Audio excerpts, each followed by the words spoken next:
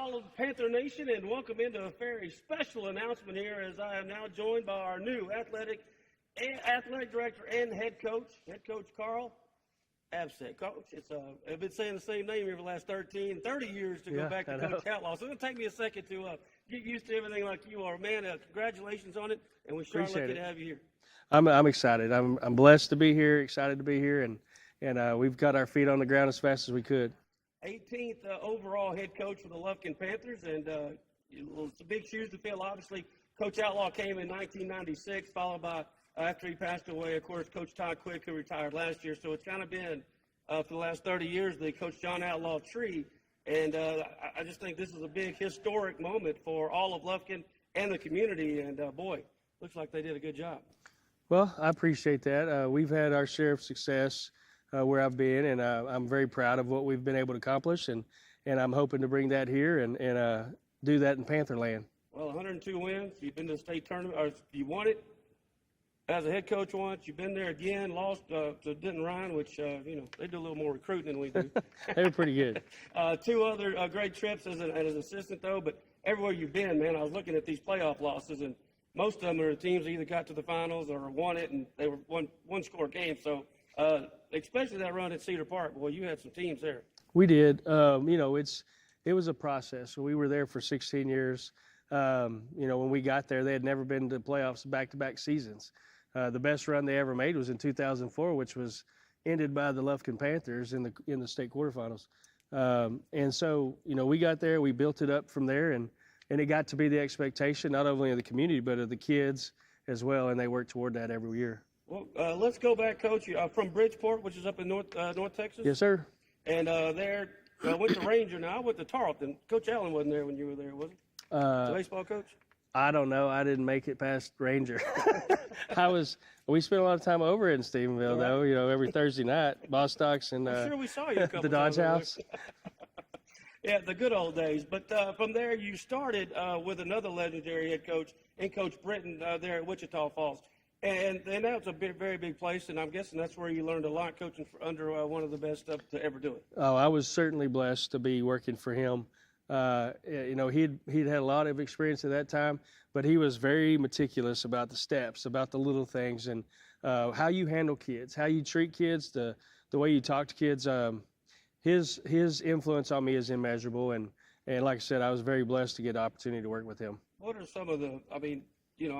I just know when I was at my first job, you learned a lot, and you're right there with one of the best. What are one of the 2 or 3 things that you took from him, not only to bring here, but your next stop's down the road? Never promise a kid something you can't guarantee to deliver. Was probably the biggest deal. I mean, we talked about playing time one time, and I was first-year guy. I said, "Hey, I'm gonna get you in this game next week." He said, "You don't have the ability to guarantee that." And I said, "All right, lesson learned. Never did again." And then the other thing was just that the little things matter. Steps matter. If you're supposed to step right, drag left, then that's what you do every time. And if you do that consistently and you take that across all the things within a game, you're going to have some success. So you got there. Well, before we go backtrack, give us a couple of things about yourself, maybe away from the football field or here in the gymnasium. When you get home or you're free for a weekend, what are some of the things you like to go do? I like yard work. That's about the biggest hobby I have. What I also like to build things, tinker, woodwork was a thing that I used to do before I had kids. I'll shoot baskets. I love playing ping pong. Kind of just a sports guy, and if my son's home, we'll try to go play golf every now and then. Well, I was about to say, you're playing golf now. That's about it. I can handle that. Yeah, I'm terrible at golf. They always say a football coach should never be a great golfer, but I fit that description for sure because my game has gotten considerably worse since I got out of college. But that's pretty much what we do, spend time with the family. And you met your wife yesterday, so obviously, and you got a couple of kids as well, and he's about to graduate, and your daughter's about to graduate as well. Yep. What did they do growing up? Gunner played football and baseball, and then Carly played volleyball and softball until her sophomore year, and then she just finished with volleyball. Well, got a full family. How do you think they're going to like Lufkin? They're going to be fine with it because, for the most part, they're not going to be here. I mean, no, they're fine. Carly That's what she said. She said, "Daddy, this is for you and Mom because I'm going to go to school." So they'll be ready to come back and visit. The trees are a lot bigger here than they are in Odessa, but for the most part, they're going to be kind of on their own at this point. Well, you got it all set away, Coach. You got 10 years as the head man. Again, 102 wins. That is a pretty good number there through 10 years at the two spots. What was the biggest difference as you left from Cedar Park and traveled to Barbers Hill? You brought some guys with you, but again, you haven't been there. I'm sure there had to be some hurdles to get through or challenges when you first got there. Well, I mean, in reality, it takes time to build a program the way you want it to be done. And to create that program from the ground up, it takes time, and sometimes people aren't willing to give the time that it takes to do it right. In the sense of, at Cedar Park, it took us really from 2005 to 2010 till we really started rolling. And then from 2010 to 2021, we only won less than 11 games once, and so there's a factor of development that goes into it. That was probably just the biggest deal, is just time, some luck, really. We had some really catastrophic injuries this past year, and honestly, 2 years ago is the same way. We've had some kids that have missed time that really hurt us because of lack of depth. But the kids really bought into what we were doing and really did a tremendous job. I was super proud of how they performed this year, considering all the issues that we went through with injuries and so on. But it's a full package delivery. I mean, we're going to start working them when they're in 7th grade. Actually, before that, when they're in the youth league, and we're going to work their way up. And by the time they get to high school, hopefully, it's almost second nature. And that was the difference between Cedar Park and Barbers Hill. We had been doing that. So those kids, by the time they were freshmen, to me, they were a year and a half better than your opponent. These are Whataburger stickers. Proof that everything you dream up for your 100% fresh beef Whataburger is right under the bun. So go wild, burger lover. Avocado, jalapenos, and no onions. Wait, avocado grilled jalapenos. Oh, and bacon and creamy pepper sauce. However you dream it, we'll make it. Whataburger, just like you like it. Hey, have you seen Thang? He's supposed to pick us up. I don't know where he went.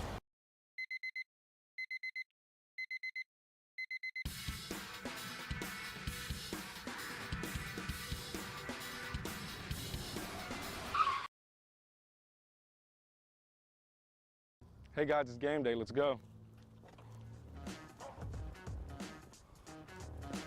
Hi folks, JJ Webb here from JM Chevrolet, your East Texas Chevy dealer, and we're fired up for this Lufkin Panther football season because at JM Chevrolet, we back the pack. So let's go, Panther Nation. JM Chevrolet, together let's drive.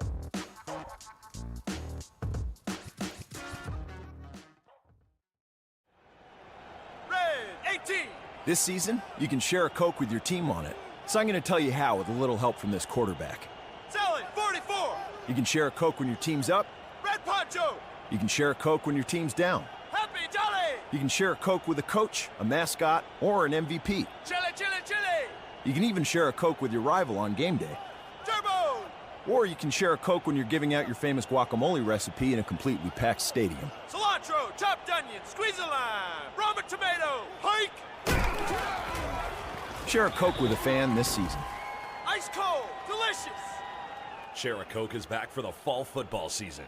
We all know what comes with being a fan. The ups, the downs, and everything in between. Whether you've just won a big game and want to celebrate with fellow fans, or want to share a Coke with your best friend whose team just lost against their arch rival, Coca-Cola has something for you. Share a Coke with a teammate, rival, or best friend this season. Looking to earn extra cash? Got an old grill or bike taking up space? Bring it to CMC Recycling right here in Lufkin to turn your scrap metal into cash. CMC will recycle your metal, transforming it into new steel that will be later used in exciting new structures and products. CMC accepts a variety of metals, and the team is ready to assist you and ensure your experience is seamless. Open Monday through Friday from 8 a.m. to 4 p.m. Learn more at cmcrecycling.com. And welcome back, as once again we are here live with our brand new athletic director and head football coach, Mr. Carl Absett. Coach, once again, appreciate you taking a few minutes. I know it's kind of been a whirlwind. You got the announcement from Dr. Hockenberry and everybody on the school board yesterday afternoon. It's kind of been a go meet and greet everybody since then. No, it's been great. I mean, I've seen almost every group. I'm going to see the last group that we haven't seen today at 3 o'clock with our 8th graders, our boys and our girls. So it's been awesome to see all of the kids. They've been excited to see me. And I've gotten to see all the facilities, you know, kind of working my way around, and still got a lot of things to look at and do, but I've met all the kids almost, so I'm excited about that. Well, I heard you yesterday at the board meeting speaking, and of course, you know, I get to talk to a lot of people throughout the community, and I've been asked, you know, involvement in like the junior high or the youth football leagues, and I know you're going to take a big interest in that because a kid just doesn't get to the freshman level and decide to go play football or any sport for that matter. What'll be your first line of order? I know our spring drills and all that stuff starting up pretty quick, and you'll be hitting the ground running here already. But what's your thought process, and how will you handle some of that stuff as you get going? Well, I mean, we'll have a lot of install with these guys during the course of spring. Typically for us, you know, from about 2 weeks prior to spring break until spring ball started, which is usually around April the 17th. We did two days a week, just straight football during the period. So we're going to get the balls out and start throwing, catching, you know, working footwork drills as a DB, steps, hand placement, all your O-line, D-line drills. But really, we wanted 10 to 12 what we called football days prior to start of spring ball. So we called that pre-spring install, so that on day one of spring ball we can hit the ground running.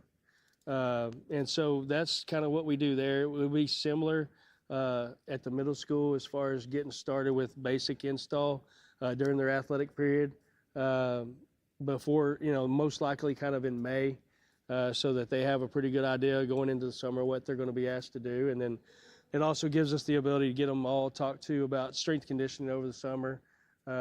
Typically in summer we would we worked out 4 days a week, Monday through Thursday.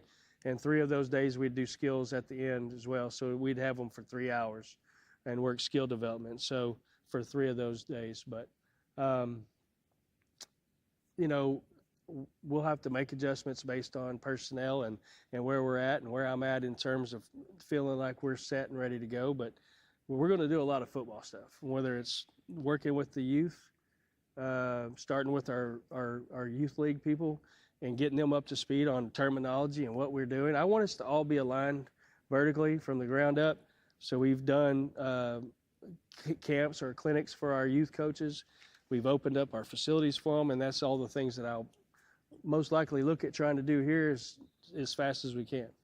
Oh, that sounds like a great plan. And then, you know, we talk X's and O's sometimes, and I know you're going to have your new philosophy, but you know, Coach Outlaw changed the offense in, 2001 for Reggie McNeil, and we've kind of been running the spread ever since with a version with Coach Green. And, of course, Coach Quick has been the defensive coordinator since then, and I know he was the head coach the last 13 years, but he still had his big hand on the defense. When you guys come in, when we get here on the, you know, I think the 29th of August on that first game, what can the fans expect to see X's and O's wise, especially on the offensive side? Philosophy-wise, is if you have, I know you got to see what kids you got first and adapt to your program, but if you have the kind of kids that you want, what will be the type of offense we expect to see? We're going to play as fast as we can play most of the time. You have different tempos. I think they all serve a purpose, but we want to play fast at times. You know, I want to be flexible enough to give you a diverse amount of different formations. I think formation alone is something that really causes trouble for defenses because you can create additional gaps by condensing the splits. You can widen them out and create gaps with your linebacker play to create matchup issues or space issues. We're going to try to occupy space and really, you know, get the ball into holes. I want to get the ball into our best kids' hands as much as I can, whether it means we're throwing it or whether we're running. I know we have some really talented kids coming back, and we have a lot of guys that we have to find out if they're ready because, you know, we graduated a lot of senior receivers, but it means that's opportunities for younger guys that hopefully they're ready to step up, and that's what we'll use the next, you know, 3, 4, 5 weeks to find out. And so we want to play fast, but I'm really big on taking what the defense gives you and utilizing your tools. And so I think we'll have enough tools in the tool belt to really create some issues for the defense. I know that we have quite a few linemen coming back that played a lot, and that's always a great place to start. And then obviously the quarterback, hopefully, he's healthy, Javion Johnson. Hopefully he's healthy and is recovered fully from his shoulder, because I think he's got some really nice tools that I'm looking forward to using. No question about that. Is that you call play? I mean, I know you're on the offensive side of the ball normally, or have been in the past. Do you call plays or? My OC calls the majority of the game. I've obviously got override input anytime I want it, but we've been together for a long time. He's been the offense coordinator the last 4 years and really done a nice job. I mean, offensively, we were the number one ranked offense last year in terms of points and yardage.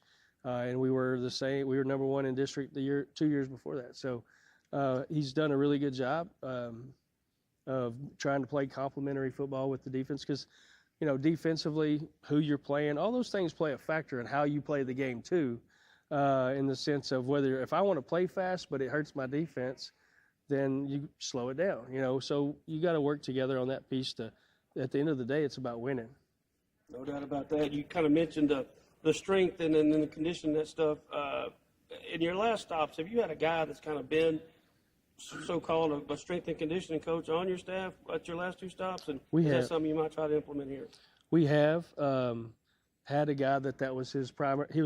His second sport was strength conditioning was his primary responsibility outside of football. But here, what we're looking at doing is having a dedicated strength conditioning coach that's all he does all day.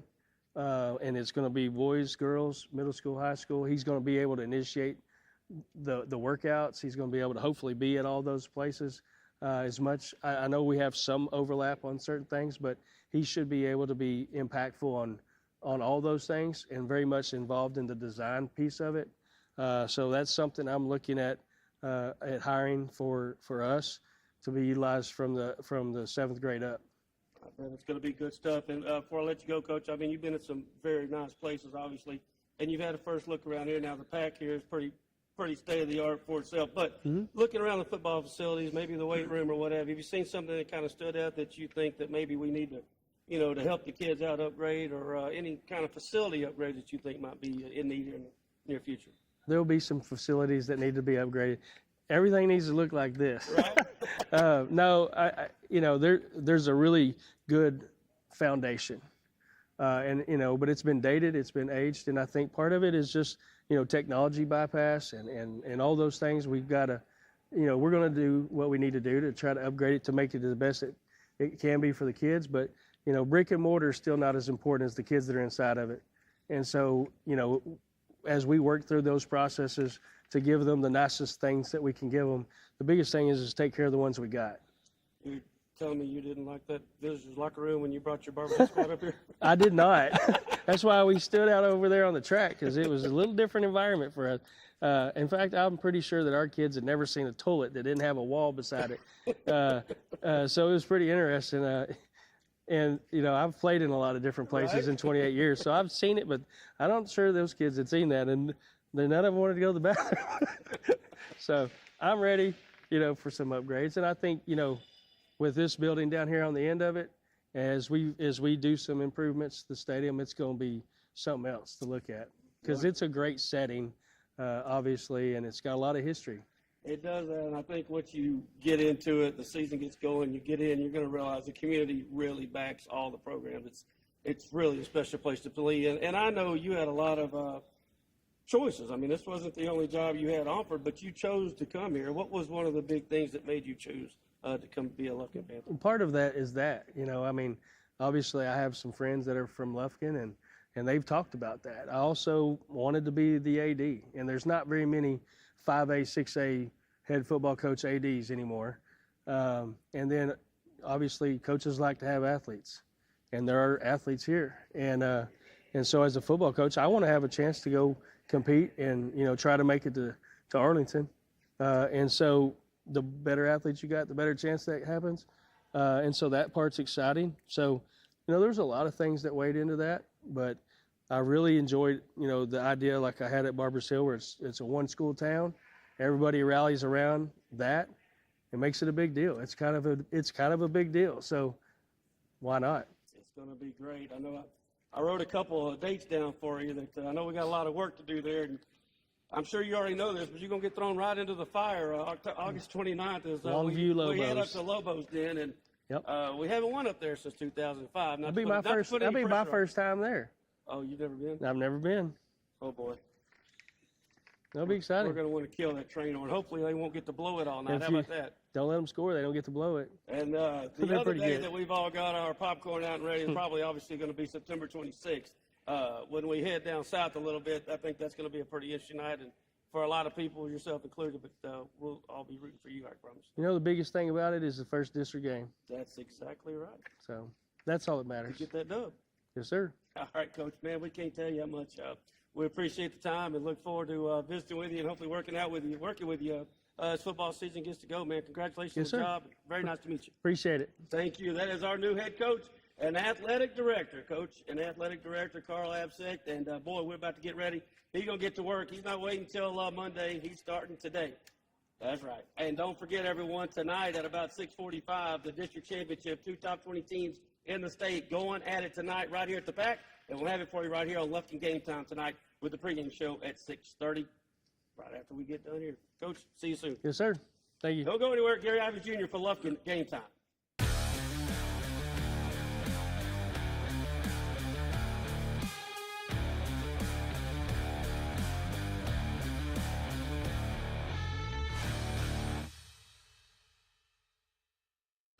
Need top-notch drafting services?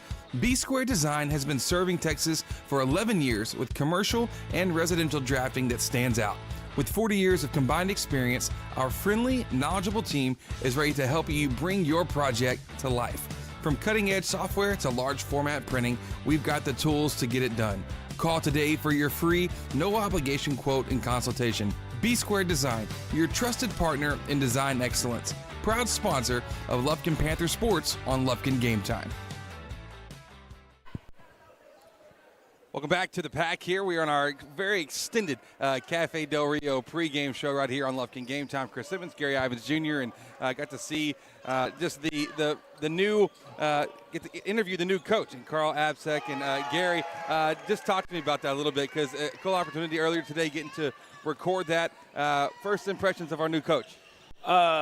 Very impressed. I think the guy's been a winner wherever he's been. I mean, you can tell that in his voice. A lot, you don't get that kind of confidence by just being a coach. You gotta do something, and there's no doubt his resume speaks for himself. And I've talked to him now for the last 2 days a number of times, and I think we're very lucky to have him. I think we are too. I think it's one of those things too that when people just scrolling on Facebook that maybe he's not the name that just like, hey, I know exactly who that guy is. Well, if you do any amount of digging and you look into his resume, he's a winner. He's a program builder. When given the time, I think that was something that stood out to me in the interview today, is that he just stressed, give the time to build the program and get the process it going, and you can really see some great fruit from it. Yeah, there's no doubt. And, I called some buddies I've met a lot of people over the last 18 years here in Lufkin, and just so happened after I'm doing some research on him last night, I knew where he was, but they won a lot of state championships at different sports at Cedar Park. Well, the girls' coach is a guy named Danny Ott, who was the boys' coach in Grapeland when I was broadcasting Grapeland games back in like 99, 2000, 2001. Wow. Okay. So I hadn't talked to him in 10 years. Yeah. And I just called him up this morning and talked to him for 30 minutes, and I'm saying, he told me, he said, you're not going to believe how good of a dude this is. Yeah. Forget coaching, just right. It speaks for itself, but he's just a better dude. And Johnny says that, I'm 100%. Yeah. I'm on board. Yeah, you're on board with it, and you believe it. If you're checking things out right now, you're wondering what's going on. JV boys game happening right now here at the PAC. I guess they're getting a little FaceTime for the first time this year, and good for them. But that's what you're getting to see on your screen as we're still here. Pregame is going to be senior night for both our boys and girls coming up. But the interview, I think there's I wonder from his perspective. I wonder if he feels. I wonder if he's feeling pressure. I wonder if he's feeling. I know there's confidence there. I wonder if there's pressure of, hey, I got to come in and perform right away. I think we're not being short-sighted with this hire. I think this is somebody that can come in and carry success throughout a long tenure, and I think that's something that Panther fans should be really excited about. Well, a couple things I took away. the emphasis on not only the junior high but Yep. the youth programs. Yep. And making a mark. I mean, my son's playing basketball and soccer. Go to a basketball game, and you'll see in a sixth grade, fifth grade setting, Yep. JT McManus is at those games. Yep. And you just can't tell me that doesn't. A kid sees, oh man, the head basketball coach for Lufkin that's got this team that's 30-2 is at my basketball game. That resonates. And the thing I took away from that is that he's going to be at games like that for the football side.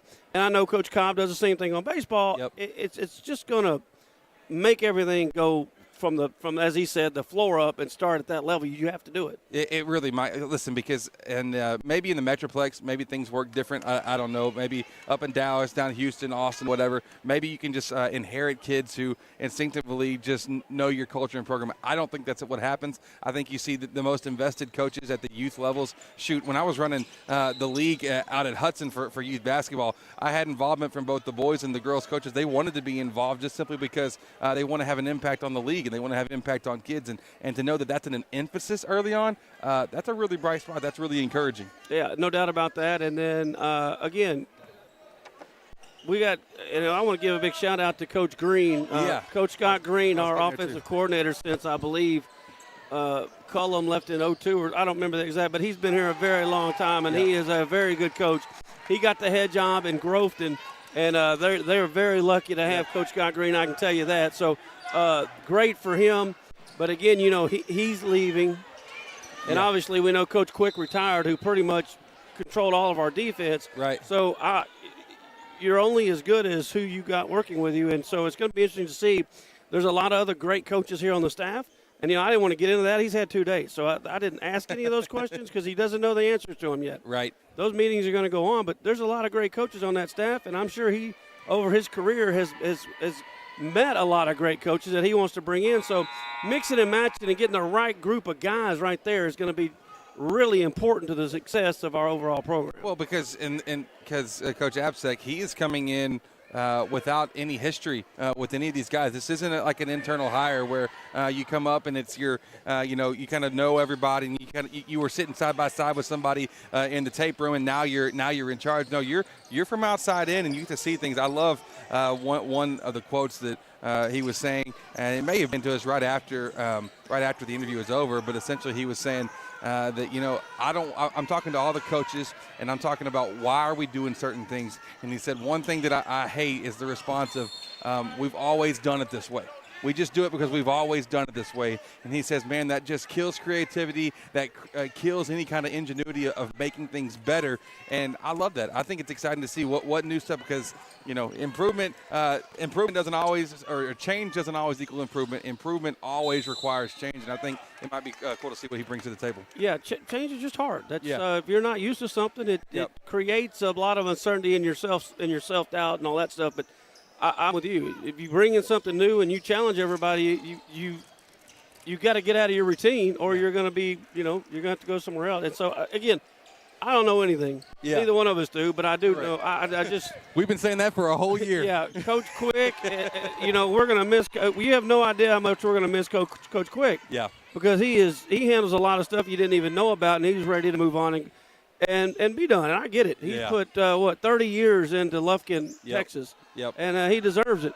So there's going to be things that Coach Absek does different, obviously, but some may be better, some may not be better, but it's going to be different. And it's either get on the bus or get off. Yeah, and that's going to be a choice to be made for people. But I hope fans as a whole, I hope you can you see a little bit of life, a little bit of a spark, because what could be coming to Lufkin, hopefully, what he's wanting to bring is a very special treat to us, and I think we'll get to enjoy the benefits of. Well, just remember, everyone listening right now, I came here in 2005, and it took me 3 years to come up with the golden rule. The golden rule? Oh, I'm because for 3 years I did this. Okay. And I finally sat back and I said, man, what am I doing? And the golden rule is this. Okay. Tell me. If you go on the message boards. Yep. At the time I had a call-in show. Yes. If you read newspaper articles about you. Yes. If you start, I take all that into account. And if you go in and you start letting it get inside of you and eat at you, and then so you want to respond. Yep. And the golden rule is, if you respond to idiots, you will become one. Oh, okay. Wow. So all right. if any of you guys that really love the program and you think you know what you're talking about, listen, we got people that are – their job is to run a school district. They're, a high school principal or to find that's their job. That's what they went to school to do. Yeah. Some guy on a keyboard does not know more than these people know. So don't even just let it go. If I could have one word, and I know he knows all this. Yeah. It took me 3 years, man. I tried to argue with every one of them, and I finally said, I'm becoming stupid. Listen, you got fired up about something? I can't imagine. Oh, boy. I can't imagine. Listen, I can only imagine what it was like back in the early Oh, years. it was awful. It was awful. But it is exciting, and it is one of those things, too, that, hey, this is a good hire. I think it's a win. I think when you look at the broader statewide stuff of people who know things, and you're seeing compliments and you're seeing recognition. You're like, okay, this is something. And listen, I was surprised. Obviously, with my football background, I've never lost a football game, but I've also never won one. I was surprised to hear how quick the schedule really does turn around. And spring is here, and he's got to get his feet going now for a game that happens on August 29th. Yeah, that first game, we're going to Longview. I mean, get you some of that rivalry. Yeah. And then he said, well, he's never been there. And I said, well, we haven't won there since 2005. I've never won a game in Longview. Yeah. So there's that. And then the other thing that I was, I told you a million times I played in the state championship in 1990. And, his mentor was and has the field name, the team that beat us. His mentor is coaching that team from Vernon, and the field is named after him. he passed away a few years ago. Coach Leo Britton. They had some great teams. He eventually moved on to Wichita Falls, where Coach Apsek worked with him for I think 6 years. Yeah. Before that big group moved to Chris Ross, who's now at SFA. He got hired there at Cedar Park. Oh, interesting. So that's how they got there. And then Cedar Park left, and he left, and then Coach Sapsek got the job there. But Leo Britton was the coach there. They killed us. Yeah, I didn't know that connection with Chris Ross. That's cool how that all works out. Okay, interesting. Well, hey, I did research last night, Buck. I can tell you were on it. Those cue cards, it wasn't just one; it was about 3 of them. I think I saw you flipping between down there. Well, in that little tiny font. You got it. It doesn't take much to be prepared. Just don't be lazy.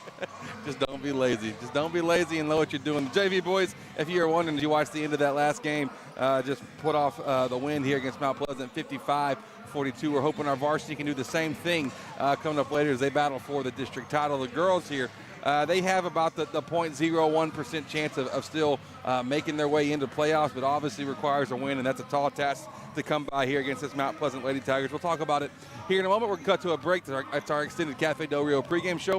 We'll be right back here on Lufkin Game Time. Hey, Panther fans, Big Nasty here. Need a short-term loan to cover some unexpected bills or maybe a little extra cash? Give Texan Credit a call today. Loan process that is easy from start to finish, and you will get your money fast. Texan Credit has been helping Texas residents for over 10 years by offering multiple loan options with easy low payment. Located in Lufkin at 509 South Timberland Drive, or look Texan Credit up online, TexanCredit.com. Trust me, if they'll loan me money, they will loan you money. Texan Credit, they say yes. Hey, have you seen Thang? He's supposed to pick us up. I don't know where he went.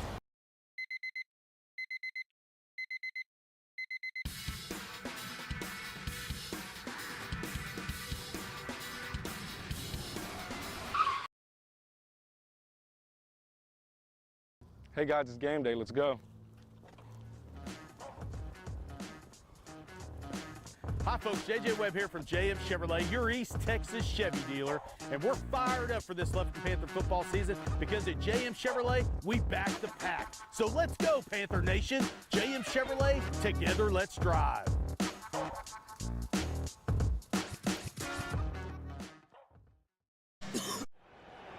Red 18. This season, you can share a Coke with your team on it. So I'm going to tell you how with a little help from this quarterback. Selling 44. You can share a Coke when your team's up. Red Poncho. You can share a Coke when your team's down. Happy Jolly. You can share a Coke with a coach, a mascot, or an MVP. Chili, chili, chili.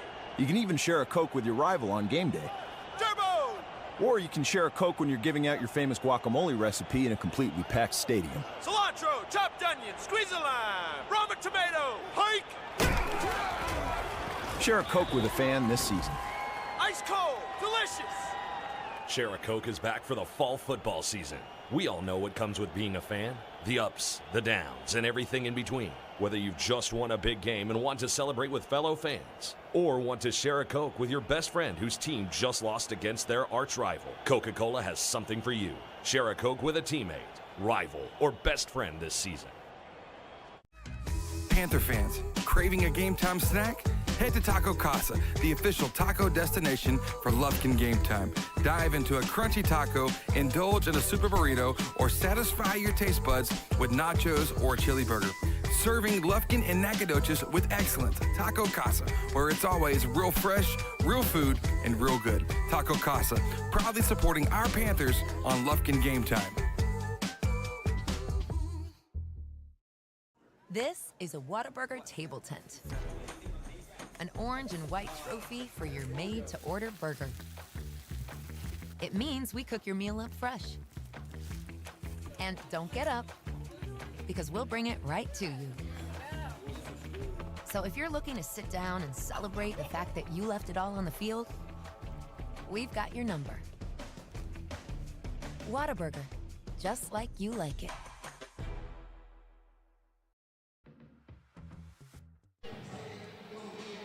Need to save money on insurance? Give Joe Hancock and his team a call. Since 1965, the Hancock family has been dedicated to serving Texas with personal and commercial insurance. With 60 years of experience in Lufkin, our friendly and knowledgeable team is ready to help protect you and your family's most valuable assets.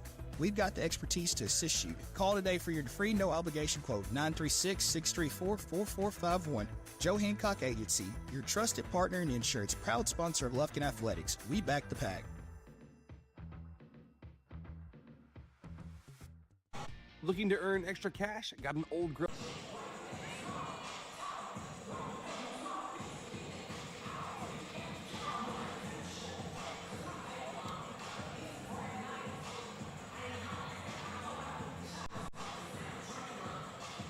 When it comes to repairing your vehicle, you always have a choice. At S&W Expert Collision Repair, we set the standard for excellence with state-of-the-art equipment, leading-edge technology, and over 40 years of industry know-how. They got us a new car. They got us a new car. They got us a new car. No, this is your car. We just fixed it correctly. Thank you so much for our new car. No, this is your car. S&W Expert Collision Repair. You just might think you got a new car. Welcome back. We're here at our Cafe Del Rio pregame show. Chris Simmons, Gary Ivins Jr. with you here on the call from the pack. It's senior night for our Lady Panthers. Our four seniors, Aaliyah Maxey, Trinity Maxey, Ananda Taylor, and Anaya Till. Get to honor them tonight. I don't believe Till will be playing, but we will get to see it from Trinity Maxey, Aaliyah Maxey, and Ananda Taylor, those three in our starting lineups. We'll get those here in a moment. But the slimmest of margins for Lady Pack to be able to still make a playoff run. Listen, it requires all the help in the world. Nacogdoches needs one win. It would be a win against they're playing Hallsville tonight, who's 3-11 in district play. They're playing Nacogdoches will host Hallsville, and then they go on the road to Texas High on Tuesday. So it would be one of those two things that will. It would be if Nacogdoches gets a win on either of those games, they have sealed the deal and they're in the playoffs. Lufkin playing Mount Pleasant tonight, who is number 3 in the district, 15-10 overall, 9-5 in district play. The last matchup didn't bode well for the Lady Pack. It was a 60-32 win, Mount Pleasant over Lufkin in that one. So Lufkin's going to have to win both, and Nacogdoches has to lose both in order for the Lady Pack to have a shot. But listen, tonight you come out here, control what you can control, and see what you might can do here. It should be a pretty good crowd as we get to honor seniors. The boys will be honored at halftime of this girls' game, and the girls will be honored at halftime of the boys' game. A little bit earlier start than normal as well, because these road trips, man, both teams traveling. You go to Texas High, you go to Mount Pleasant. It's a trip, Gary. Oh, for sure. We saw it Tuesday night, didn't we? Yeah, we did. I think I got home at 12:20 or so. I cheated, Gary. How's that? I stayed overnight. I brought the boy. I just stayed. In Texarkana? I did. There wasn't many places to stay. I stayed. I worked from my computer a little bit that morning, and then finally made the trip back in because I just don't like to drive crazy late at night, Gary. Well, who does? I just had some points, and I figured why not use some points. Some of us had to be at work at 5:30 the next day, and then that luxury. Listen, those people work hard. They work hard. They're the boss for a reason. You're sitting by one of them. Yeah, I know it. Listen, my dad gave me the same kind of ribbing as well. So we got the national anthem and the starting line is about to happen in a moment. We'll cut for a 60-second break and be right back here on our Cafe Del Rio pregame show right here on Lufkin Game Time. Commercial Bank of Texas has been your community bank since 1901, and our dedication to the people we serve is as important today as it was then. Today, CBTX brings you the latest technology backed by personal customer service and #sealed with a smile. At Commercial Bank of Texas, banking is our business, but helping people succeed is our passion. It's time you experience banking Texas style. Stop by or give us a call today. You'll be glad you did. Well, we have the national anthem and starting lineups about to happen here in a moment. In our Lufkin Coca-Cola tip-off, our starting lineups are brought to you by Higginbotham Insurance right here on Lufkin Game Time. Fans already here, and should be a lot of them tonight, folks. Should be a good one. The boys' game is the primetime special here in Lufkin High School because it is you win this game for the boys, you have sealed the deal, and you are district champs. And what better place to do it than right here on your home court? But that's coming up in a moment. Right now, we have the national anthem about to happen here in the gym. We'll turn it over to PA announcer for that.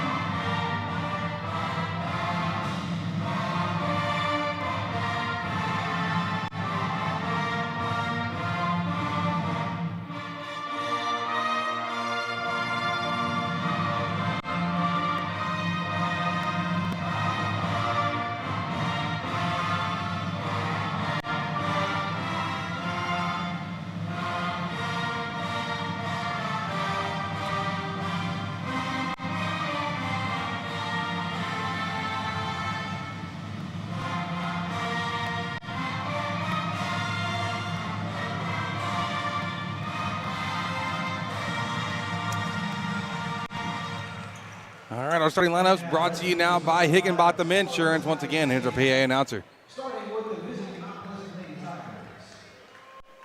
At guard, freshman number 00, Kaya Bolton. At guard, sophomore number 3, Melanie Morales. At forward, senior number 5, Eva Hampton. At forward, sophomore number 15, Shannon Hines. And at guard, sophomore number 25, Kaylin Bray. The assistant coaches for the Lady Tigers are Jessica Stanley, Casey Wilson, and Genesis Brown. The head coach is Crystal Jackson James.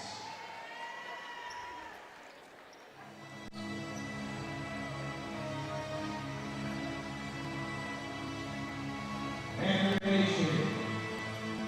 On your feet, as I introduce the starting five for your Lufkin Fighting Pack.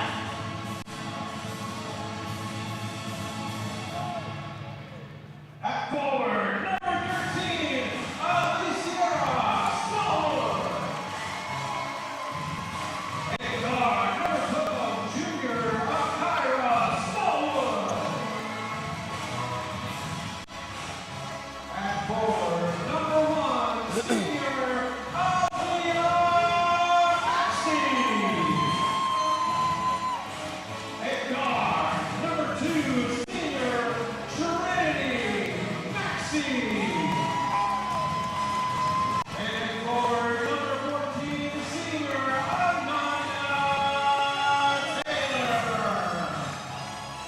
The assistant coach. All right, one more time. Those starting lineups brought to you by Higginbotham Insurance. First, the starters once again for the Lady Tigers of Mount Pleasant. Number 3, Melanie Morales. Number 5, Eva Hampton. Number 15, Shannon Hines. Number 25, Caitlin Brandon. And number 00, Kaya Bolton for the Lufkin Lady Pack. The 3 seniors getting to play tonight. We are honoring them. Aaliyah Maxey, Trinity Maxey, and Ananda Taylor. Also Kyra Smallwood and Alicia Smallwood. The Smallwood sisters, the Maxey sisters, and Ananda Taylor. Your starting 5 for the Lady Pack tonight. Once again, starting line was brought to you by Higginbotham Insurance. And here we go with our Lufkin Coca-Cola tip-off right here on Lufkin Game Time. The first of 2 headed your way. Let's get it. There we go. Mount Pleasant out in the road black uniforms, gold trim. Lady Pack home whites with purple trim. Lufkin wins a tip, and we're underway here. Trinity Maxey setting up the offense. Works on the right side of the court, trying to get a lob inside to Lisiera. That one's tipped away. And well, I will say the Mount Pleasant coach is going to get the well-dressed award tonight. Looking good over there on the She's side. She's dialing it up and profiling, baby. She give us both a lesson, right? I need it. Kyra missing down low off the post entry pass, and back come the Lady Tigers. Shannon Hines, who had 12 against Lufkin in the last game. On the attack outside, Kaylin Brandon misses that 3. And that Brandon girl, she's impressive. She put up 20 against us in the last matchup, and she just can flat out shoot it. Maxey working against a little bit of full court pressure. Trinity going to the right side all the way to the basket, off the glass, and it's good. Trinity Maxey with the first basket of the game for either team. That's taking it to the rack. Just like that. This first quarter brought to you by Hancock Insurance. Hampton with it, back inside the dish. Deflected away by Smallwood as Melanie Morales was on the attack.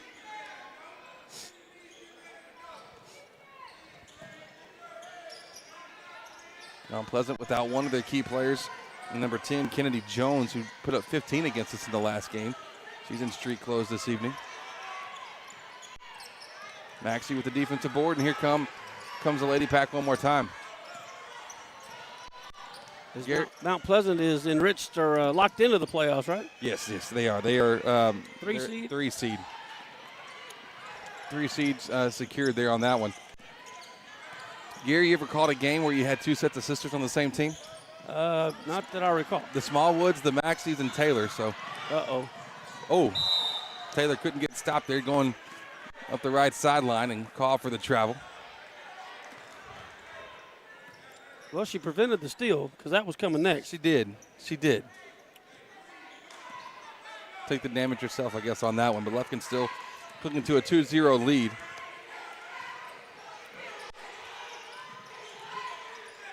Morales inside, missing that one from the right block.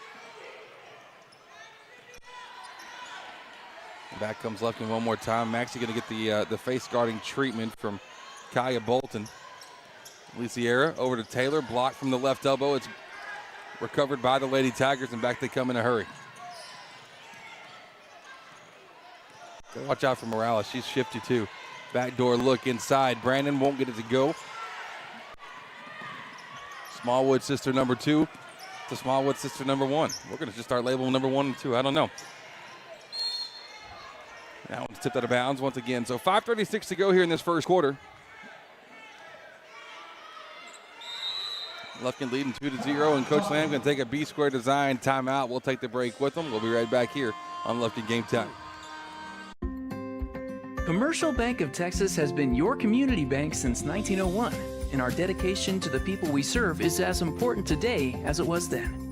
Today, CBTX brings you the latest technology, backed by personal customer service and #sealed with a smile.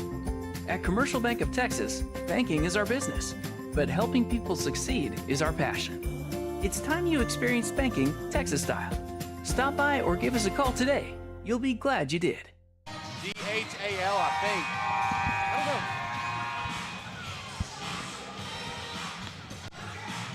Welcome back here. First quarter of that timeout was brought to you by B-Square Design. Grant Bailey and his team over at B-Square Design are bring your projects to life.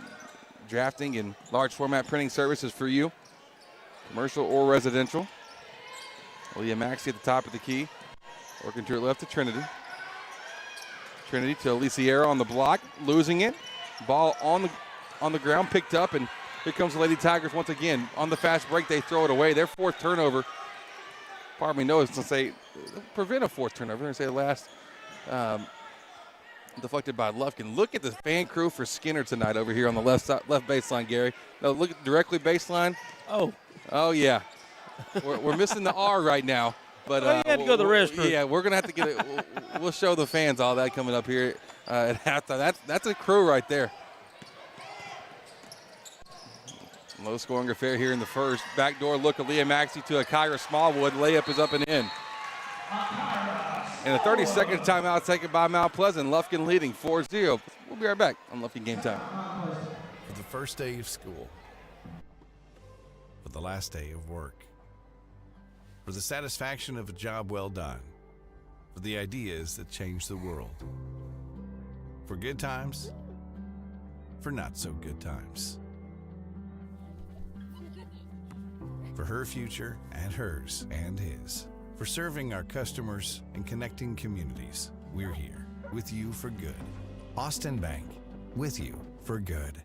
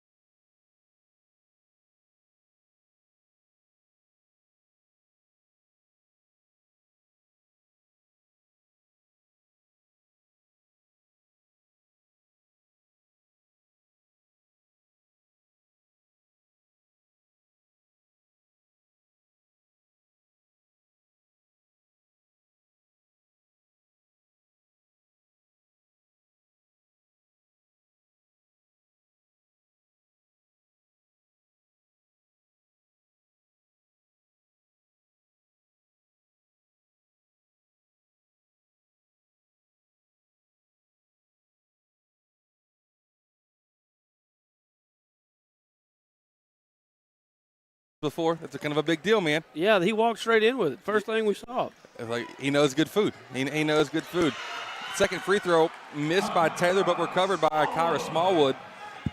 Now Lufkin leading 7-0.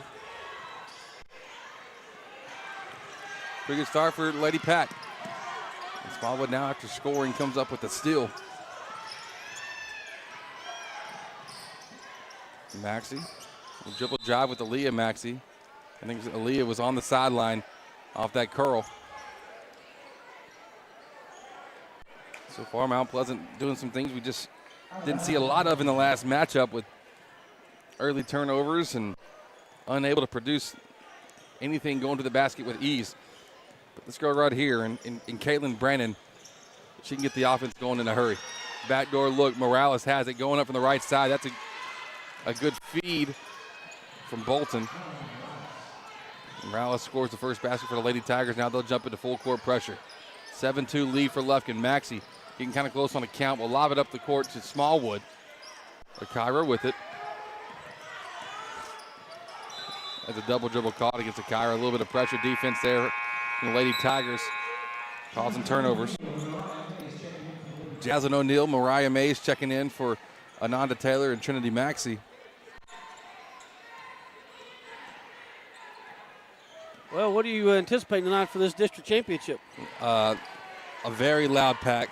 I've talked to a lot of people that said, yeah, we're making plans. We're going to get out there. We're definitely going to be there. for the game tonight. I think it's going to be atmosphere is going to be awesome, and I really think Coach McManus is going to have these boys ready to come out and play with some fire and then to take care of this on their home court tonight. So I'm excited for it. And I think we'll talk about it during the game.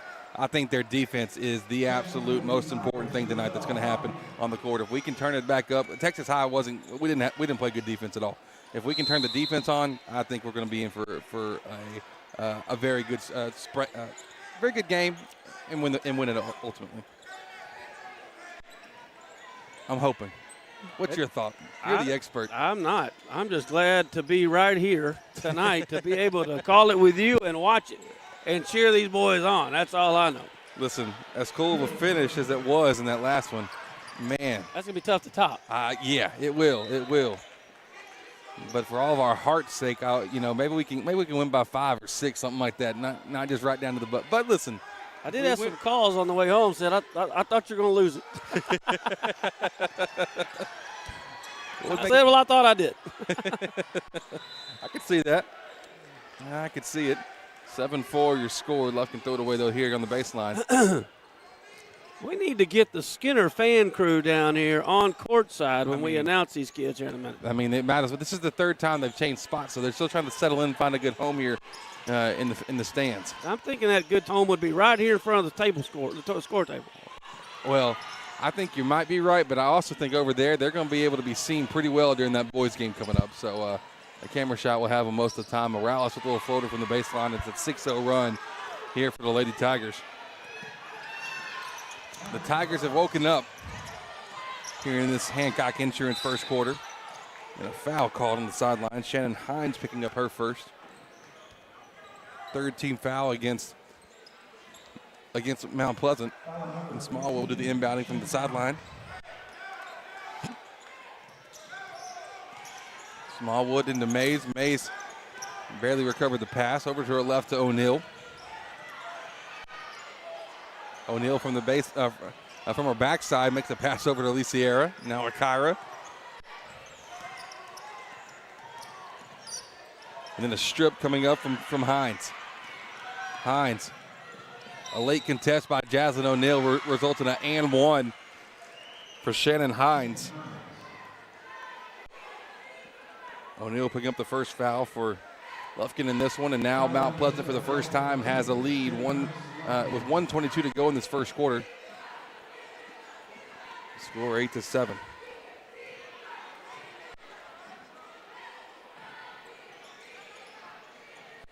Hines' only free throw is missed. But man, oh man, we threw it away again. And that's been the kryptonite this season is any kind of full court pressure has gave us a lot of trouble. Turnovers aplenty, and if you turn the ball over, that means you're not getting shots up. You're not getting shots up. You're not putting points up. Here's a shot top of the key for Brandon. Those will fall for her eventually. They haven't quite yet. How'd that not go down? I mean, Aliciera trying to finish off and give her sister the assist, but can't make it. 50 seconds to go. Brandon left corner, trapped, stolen by Leah Maxey. Now she's on the breakaway. Has a light contest coming at the end. Jump stopping Leah Maxey off the glass and in. Her first basket today here on our senior night. Lufkin back up 9-8.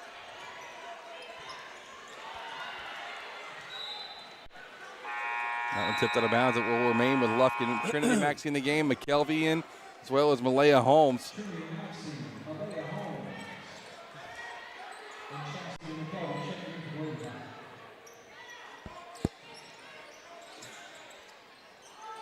Off the inbounds, Brandon trying to find Morales, but throws it away. Here's Holmes, just in the game, spinning, finding Chastity McKelvey from the right block. No good. Her second chance won't fall. It's blocked. And then arms behind and a foul called. Let's see. Foul called on number 12, Autumn Leroy.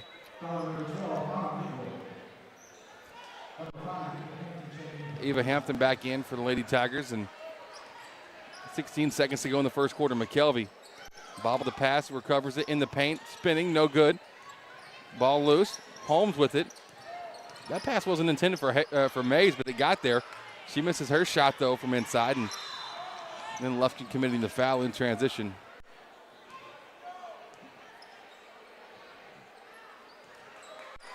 Let's see who the foul was. Yeah, Malaya Holmes picking up her first. And Lufkin will take a 1-point lead into the second quarter. This first quarter was brought to you by Hancock Insurance. We'll be right back here on Lufkin Game Time. Need top-notch drafting services? B-Square Design has been serving Texas for 11 years with commercial and residential drafting that stands out. With 40 years of combined experience, our friendly, knowledgeable team is ready to help you bring your project to life. From cutting-edge software to large format printing, we've got the tools to get it done. Call today for your free, no-obligation quote and consultation. B-Square Design, your trusted partner in design excellence. Proud sponsor of Lufkin Panther Sports on Lufkin Game Time. Hey, Panther fans, Big Nasty here. Need a short-term loan to cover some unexpected bills or maybe a little extra cash? Give Texan Credit a call today. Loan process that is easy from start to finish, and you will get your money fast. Texan Credit has been helping Texas residents for over 10 years by offering multiple loan options with easy low payment. Located in Lufkin at 509 South Timberland Drive, or look Texan Credit up online, TexanCredit.com. Trust me, if they'll loan me money, they will loan you money. Texan Credit, they say yes. That was quick. Welcome back here. Second quarter coming up here in just a moment. Second quarter brought to you by St. Luke's Health Memorial right here in Lufkin. The score 9-8. Lufkin cling to a 1-point lead.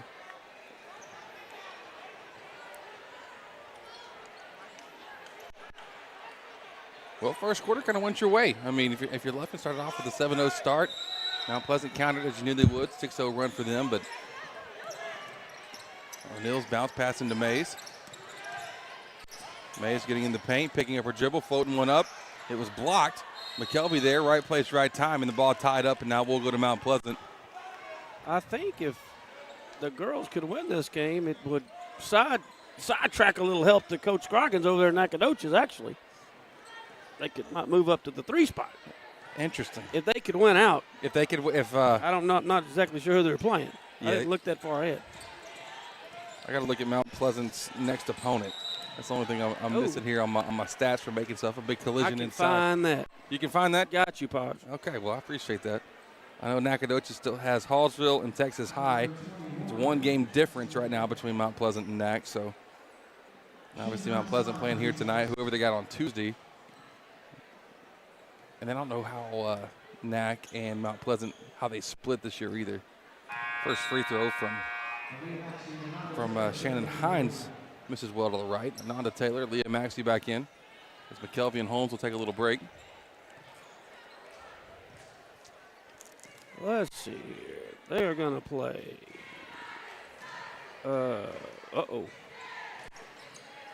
Wait. They got White House on Tuesday. Okay. So that's a win. You would think, yeah. Is their last game on the 7th? Their last game should just be. Or is that their last game? That should be their last game. Because this will be game number 15. Tuesday will be 16, yeah. Here's Trinity Maxey, a deep 2 for her. The jumper's a little strong. Mays offensive board won't go on her putback. Taylor with a tiptoe on the baseline. These guys have only lost to a couple of teams in the state of Texas, us being one of them. Their other 2 losses were the top 2 teams in Oklahoma. Talking about on the boys' side of things? Yeah. Full court layup good for Kaylin Brandon now with 4 points. White House back to a 1-point lead. Mays driving, going up. Not a bad take from her, just missed it a touch short.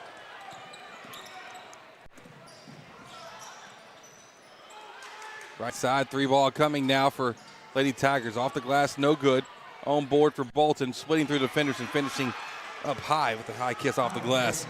3-point lead for Mount Pleasant, 12-9.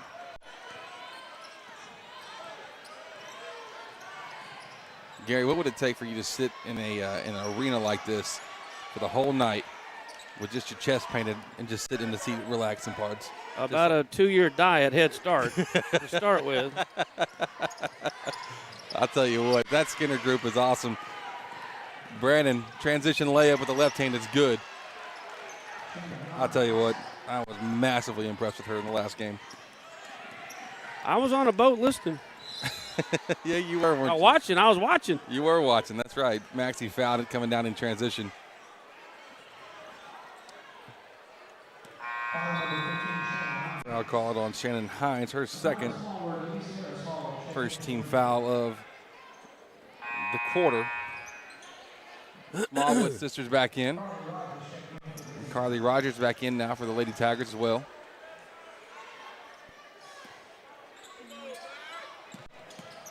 Maxie looking for something.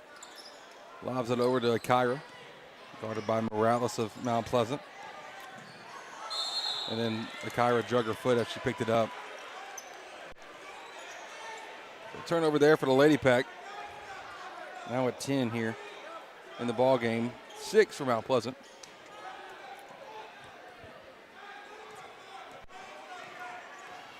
A 5-point lead for the Lady Tigers.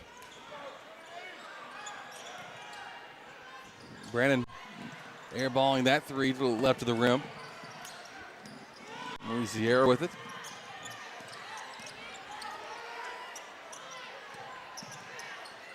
Morales really picked the pocket of Kyra Smallwood, but I think if there's one area that the Lady Pack wants, I mean, there's a couple different, but one thing that you're going to work on a lot is being able to handle the ball with the tight pressure on. That's been proven as a gap this season. A lob inside Maxie to Smallwood won't fall. But being able to handle pressure defense, and because once defenders really turn it on, we tend to struggle making good passes, getting shots up, all that kind of stuff. Frustration sometimes sets in a little quick. It does. It does.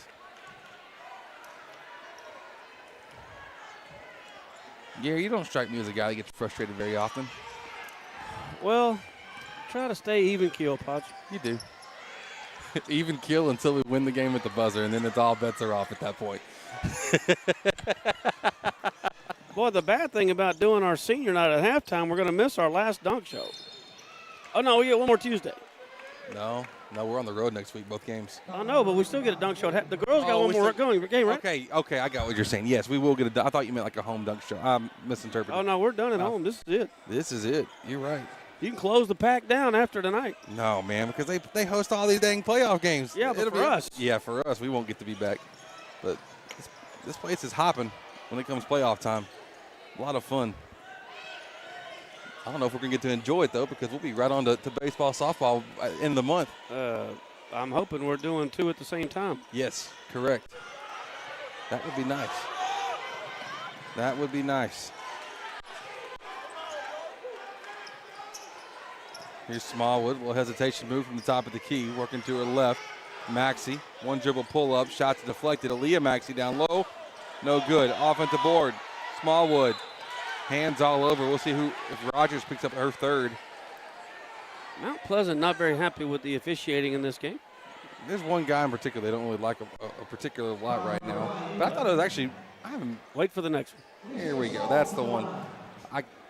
I assume the next one won't be nearly like what we experienced on the road up at Mount Pleasant. Oh, yeah. It will. Do you know who it is already? Crap. I can tell you.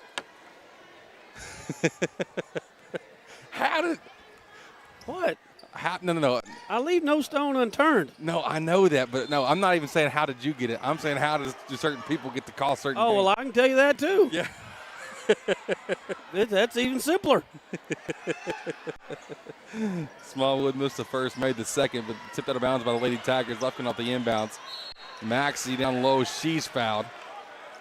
So now they're really going, if they weren't happy before, I mean, that was a good foul call again. But I need some lotion, a little ashy. Boy, I'm with you on that. I wore that jacket all day today. I feel it on my elbows could shank it like. It was like 50 when I went to work, and then it was like 70 when I came out here at lunch, and then when I came back, it was like back to 50, 60. I feel that. I'm just saying my elbows could be a prison shank right now. Well, I went and saw my doctor yesterday.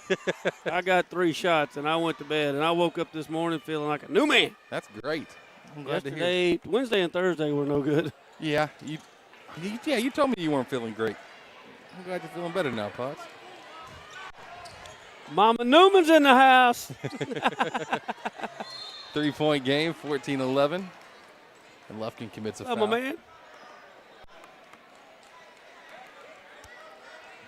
You know what we never set up this year, Gary? What's that? Never got to have my shoot off with Sam Smith. Guarantee I'd win. I'm locked in, baby. Guaranteed. Year's not over. Hey, now that Jeff has these mobile mics now and everything, we can do the whole setup, man. Man, I felt like we have into the new age with those set up today with Coach Apsick. Ball loose on the ground. Lady Pack just all over it, but somehow the Tigers still have it. And Mount Pleasant takes a timeout with it right before throwing it away. Mount Pleasant leads by 3, 14-11. We'll be right back in a moment right here on Lufkin Game Time. Panther fans, craving a game time snack? Head to Taco Casa, the official taco destination for Lufkin Game Time. Dive into a crunchy taco, indulge in a super burrito, or satisfy your taste buds with nachos or a chili burger. Serving Lufkin and Nacogdoches with excellence. Taco Casa, where it's always real fresh, real food, and real good. Taco Casa, proudly supporting our Panthers on Lufkin Game Time.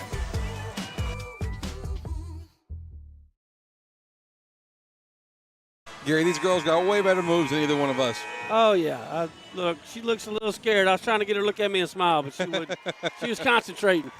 Grandpa Gary over here on the sideline. I love it. 3-point game, 14-11. After that Mount Pleasant timeout, both teams have, or Mount Pleasant used both their timeouts, 30s at least. Still have their 3 fulls remaining. Lady Tigers, the inbounds. Morales, 3-ball. Beautiful arch on that shot, and Melanie Morales knocking down her 7th point of the game. Mount Pleasant up by 6. I'll tell you what, Aaliyah Maxey was so wide open down there just a second ago. She did a toe touch almost kind of look that would, I mean, she should be out on the cheer team, man. She got up there. She was trying to wave her arms and everything. She got way up there. Maxey then picked up the foul out of a little bit of frustration on that one. Jasmine O'Neill in for Lufkin now, in for Aaliyah Maxey. 6-point game, 17-11.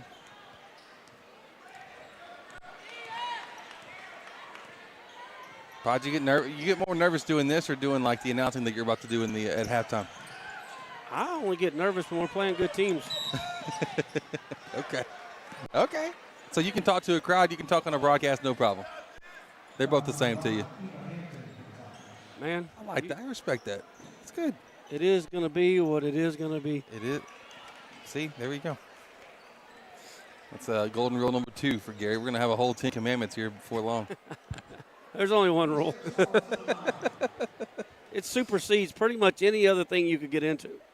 Tell me it one more time. I should have wrote it down. But if you argue with idiots, you will become one. If my wife hears that, I'm in trouble. Well, now your definition of idiot can rotate. That's the key element of the rule, is your definition of idiot. Okay. My definition and your definition may not quite be the same thing. It probably, well, I wouldn't include your wife in anywhere near that. No. What I'm saying is she might start viewing me as one such a okay. I would never say my wife's an idiot. Everybody knows I'm afraid of my wife. I didn't know where you were going with that, but I knew I was getting away from it. No. I'm not ever calling my wife an idiot. I'm saying she might start viewing me as one. Two chairs between us. I'm going to get a third.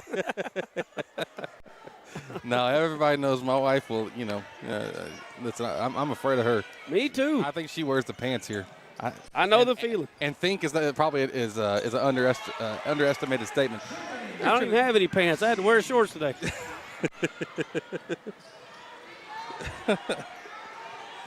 2:14 to go, a 4-point game. A throwaway here for the Lady Tigers.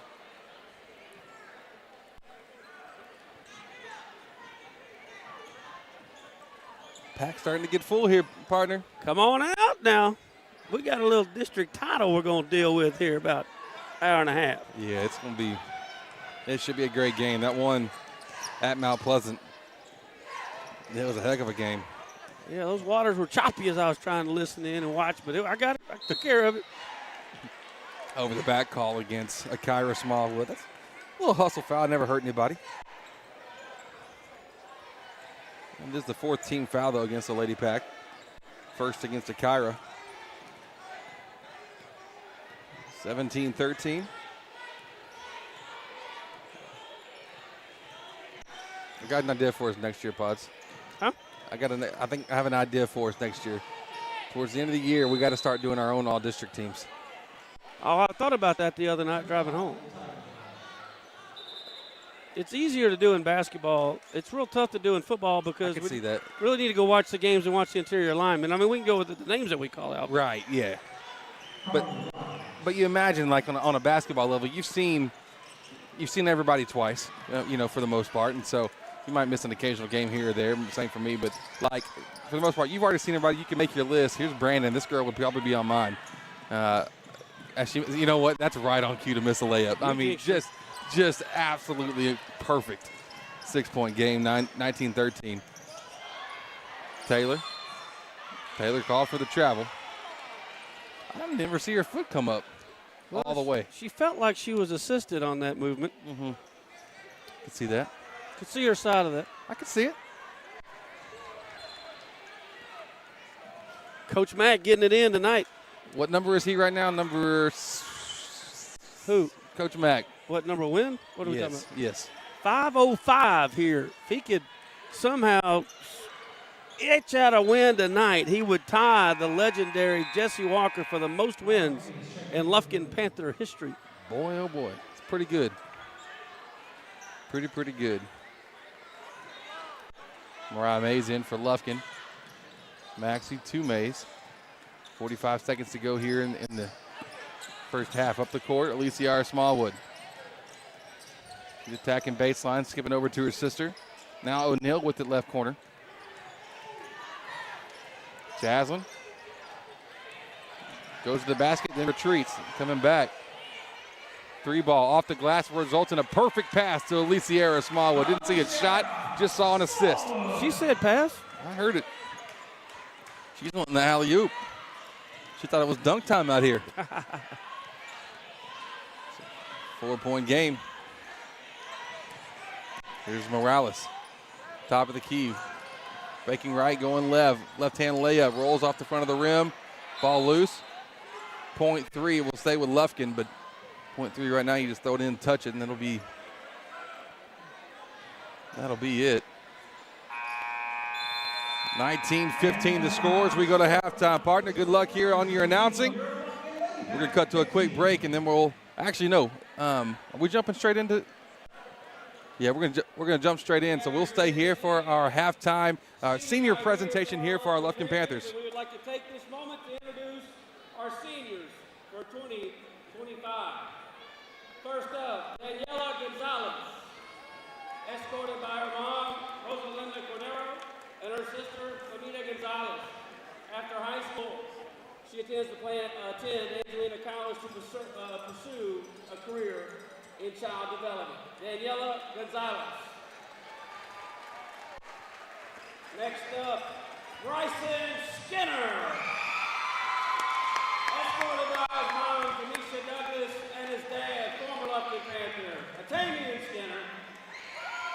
Plans after high school to attend college and study physical therapy.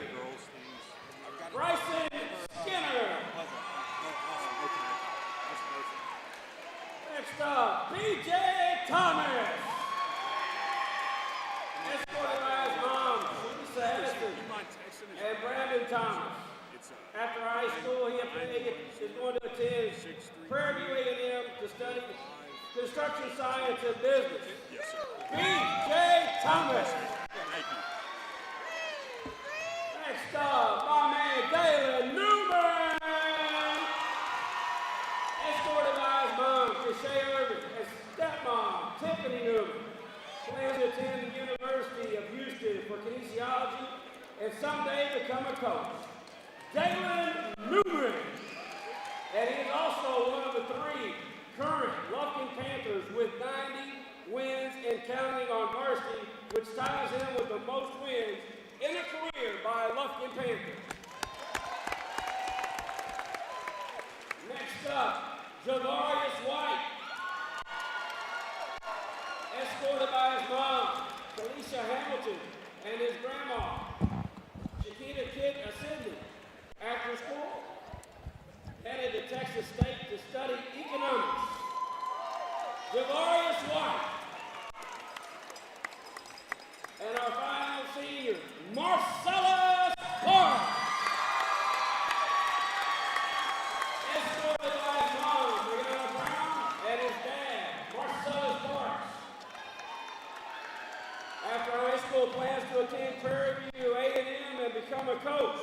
Marcellus is also one of 3 current Lufkin Panthers with 90 wins and counting on varsity, ties him for the most by Lufkin Panthers. Our man, Marcellus Parks. Thank you to all of our seniors for all of your work and dedication. Now let's go get that Mr. Todd.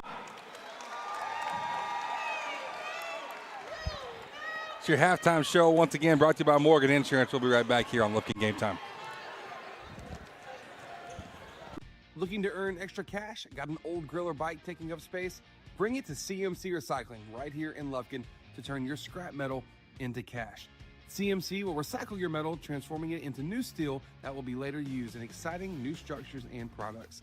CMC accepts a variety of metals, and the team is ready to assist you and ensure your experience is seamless. Open Monday through Friday from 8 a.m. to 4 p.m. Learn more at cmcrecycling.com. When it comes to repairing your vehicle, you always have a choice. At S&W Expert Collision Repair, we set the standard for excellence with state-of-the-art equipment, leading-edge technology, and over 40 years of industry know-how. They got us a new car. They got us a new car. They got us a new car. No, this is your car. We just fixed it correctly. Thank you so much for our new car. No, this is your car. S&W Expert Collision Repair. You just might think you got a new car. Commercial Bank of Texas has been your community bank since 1901, and our dedication to the people we serve is as important today as it was then. Today, CBTX brings you the latest technology, backed by personal customer service and #sealed with a smile. At Commercial Bank of Texas, banking is our business, but helping people succeed is our passion. It's time you experienced banking Texas style. Stop by or give us a call today. You'll be glad you did. Welcome back here in our Morgan Insurance halftime show. Score 19-15, Mount Pleasant ahead of Lufkin by 4. Chris Simmons, Gary Ivins Jr., who also doubled as our PA man here tonight, rocking the house, getting everybody crunk. Gary, looking forward to this next game coming up for sure. Oh, man, I am excited about this one, man. 90 wins. Well, we have 3 because Newman and Parks have been on the team and starters pretty much since their sophomore year. Of course, Austin Brown is the 3rd one, and he's only a junior this year, as we know. And yeah, I just know it's going to be a dogfight tonight. Now you can bet that. Yeah, 100%. It'll be a matchup that obviously, if Lufkin pulls off. Now tell me the what if Lufkin wins, district title's ours. If we happen to lose, what happens then? Well, I haven't asked Coach. I highly doubt we're going to play it off because they're going to be the number 1 in the small school division, and we're going to be the number 1 big school division, regardless of what happens tonight. Yeah. And we'll know Tuesday because Tuesday night, Lovejoy beat Melissa. Okay. So Melissa's going to play at Walnut Grove on Tuesday. Whoever loses that game, that will be our first-round opponent. Gotcha. All right. That's why we come to you. You know all the stuff, Gary. It's like you always used to call, Josh Scoops Havard. I think it's Gary Scoops Ivan is my thing. Well, the only reason I knew what to look up is because Coach McManus has told me. Well, so it wasn't like It is nice getting to work in a place where coaches are just easily accessible and share all the news and the notes and everything. Dunk time here. Dunk show 4 is coming up. It's the first time through. We'll see how everybody how loose they want to get. Little 3 minutes of dunk time. Man, oh man. There's Kevo, the man of the hour Tuesday night. Dropping 19 on them boys up in Texarkana. All right, Marcellus. Make it look easy. No, AB makes it look easy. Yeah. AB sees the crowd tonight. I got a feeling. Listen, I hope we score 1 million points, but I'll tell you what, I hope we limit them to 40. Like, I want our defense to come back, and because that's the thing, that when our defense is good, boy, we are nearly impossible to beat. Jay White's in the house about to take one silly. He gets up just effortlessly. It's ridiculous. Just like I used to do it, BJ off the back. Oh, no, that was Dunk Man. That's Marcelo. That's Dunk Man going for it. There's Austin. Let's see what Dunk Man's going to do here. Just power with the left hand. I'm telling you, Tuesday night in Texarkana was the best dunk show we've ever had. It was fantastic. It was how you want it. Uh-oh, Skinner lost it going up. He nearly got in there. Uh-oh, baseline. Oh, over the back. Over the back, baby. Uh-oh, Marcellus. Oh, the windmill. That would have been a 10.0. Would have broke the rim. AB, throw it off the backboard. Come in backwards. My man's getting closer. Oh. Sanders feeling it now. I'm just trying to figure out who I think gets the highest. If they go full out and we did a vertical lead contest, it would be Sanders. You think it would be Sanders? Yes. Because White makes it look just, I think you're probably right. Give us one more. Give us one more, 5. Here we go. Hello. Oh. Off the back iron. Okay. Oh, well, we'll take it. We appreciate it. He'll give you some Lufkin Coca-Cola. First half stats for the girls. Leading Lufkin in scoring as they trail 19-15. It's Trinity Maxey, who has 5. Kyra Smallwood with 4, 2 for Aaliyah Maxey, 1 for Nanda Taylor, and 3 for Kyra Smallwood. Should get you to 15 on Mount Pleasant's side. Small point guard and Melanie Morales with 7 points for her, 6 for Kaylin Brennan, and then 2 apiece for Hines, Rogers, and Bolton of the Lady Tigers. 4-point game, 19-15.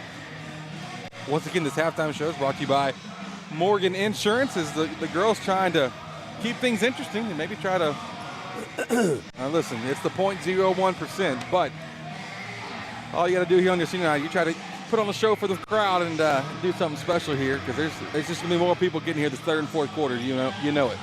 Well, you go to that boys game, and I don't know about our psyche right now, but I will just say we're not hitting on all cylinders in the last couple of weeks. Correct.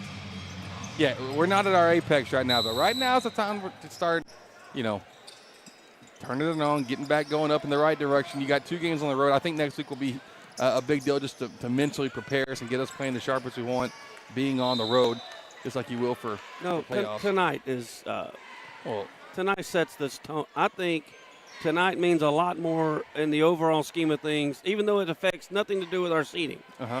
I think tonight really means a lot. I think you could totally be right. I just think tonight you're going to have elements to stuff that you may not have when it gets down to playoffs. You get the hype of being at home, and if you can't get up to play in front of this crowd, I agree.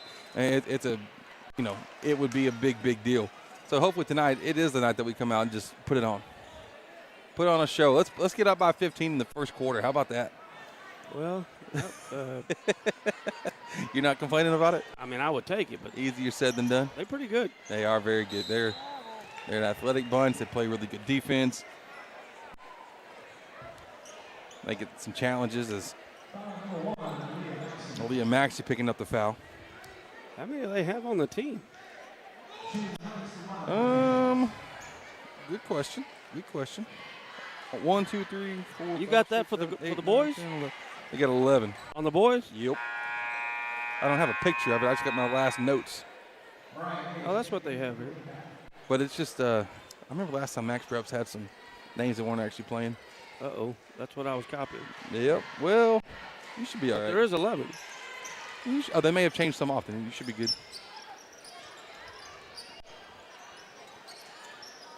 Both free throws made from Hines there. I know who the best ones are. Yeah. Carter Chisholm. Well, they think he's the best, but he's not. Reggie Webster. Webster's the best. Webster's very good, too. Chisholm's a 4-year starter. Chisholm's, he had 22 that last game, and he didn't miss a free throw. He made 12 free throws. Yeah, 12 for 12. How do you have my notes on that? I listened to the game. And you take notes while listening? I'm just listening. There's no way. At the line the whole game. Well, yes, he was, but there's no way in the world you still got all I bet he doesn't shoot 12. I was going to say I bet he doesn't shoot 12 tonight, but he might. No, he might. Don't say that. I'll take it back. Don't challenge nobody. I'm not. Here's Rogers from the block. That's good for her. Gino has 4 points in this one.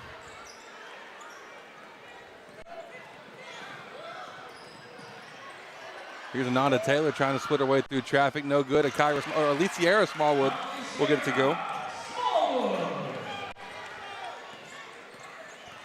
Lufkin trailing by 6. Mays getting the defensive board. Here she comes back on the break for Lufkin. One-hand pass to Akira. Akira a couple dribbles on the block, and then Morales pulled the chair out from underneath her. Up the court. Brannon skipping over. Hines. Now to Morales. Just textbook form and shot, but the shot will not go. Brannon's 3, no good. In the paint, that will fall for her, wide open, and Taylor Brandon's not going to miss that a whole lot. Coach Lamb going to take a timeout, brought to you by B Square Design, 25-17. We'll be right back in a moment right here on Lufkin Game Time. Need top-notch drafting services? B Square Design has been serving Texas for 11 years with commercial and residential drafting that stands out. With 40 years of combined experience, our friendly, knowledgeable team is ready to help you bring your project to life. From cutting-edge software to large format printing, we've got the tools to get it done. Call today for your free, no-obligation quote and consultation. B Square Design, your trusted partner in design excellence. Proud sponsor of Lufkin Panther Sports on Lufkin Game Time.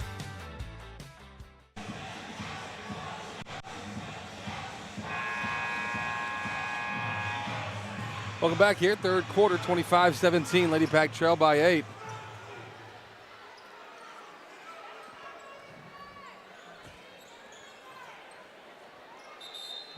The Lufkin basketball on the full length of the court, but working against a 1-2-1-1 press from the Lady Tigers.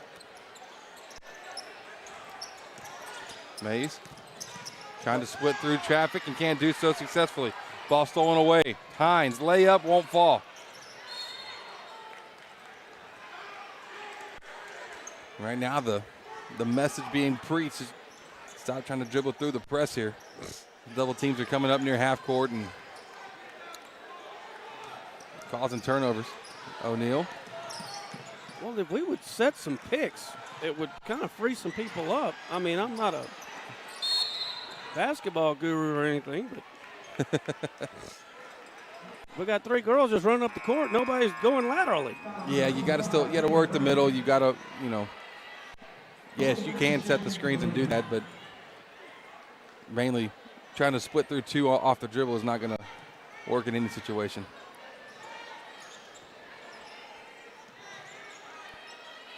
Maxey to Kyra.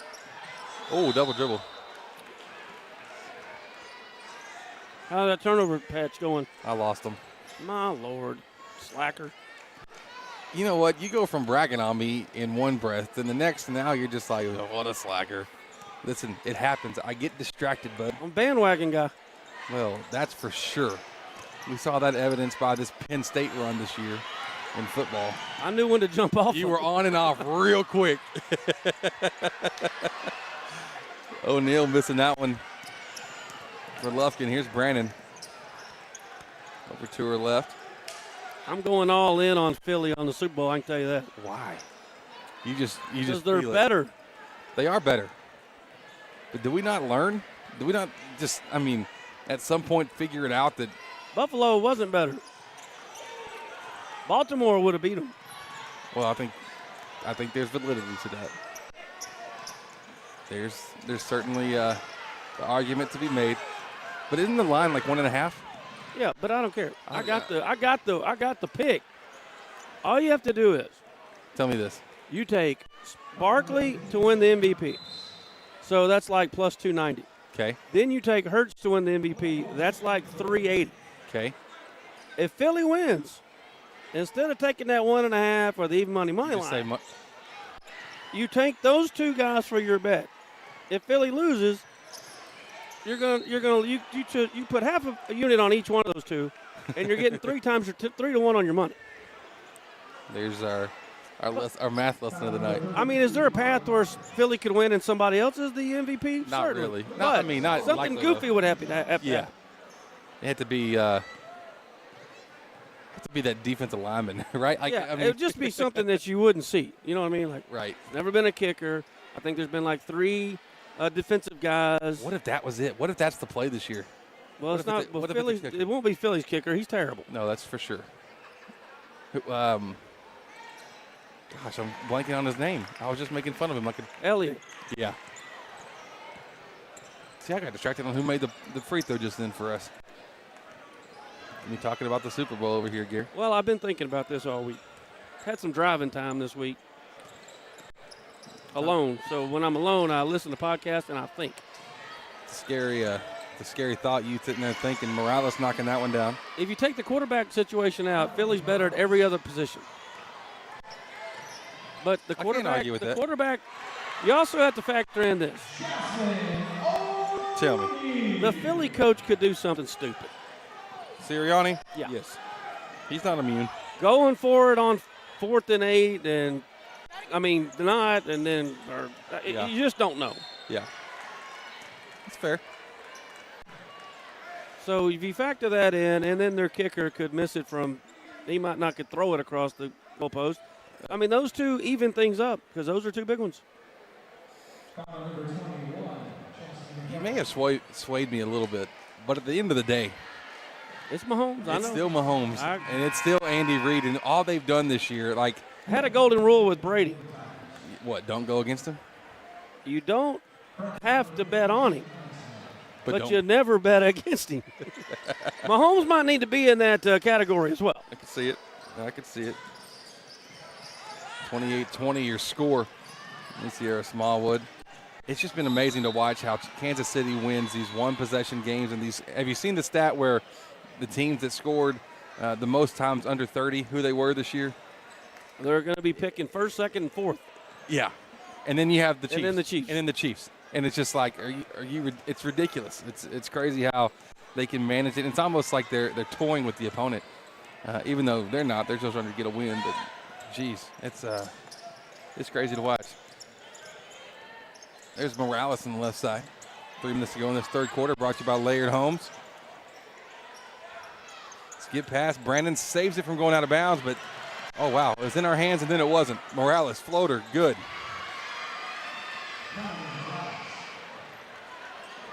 Ten-point game. Boy, the crowd at the Tyler game was big, but we have traveled more on this. I'm just saying, it's the pressure. The pressure gives us some trouble.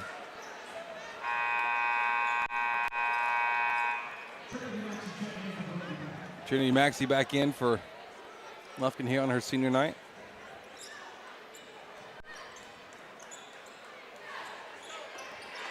Ten-point game.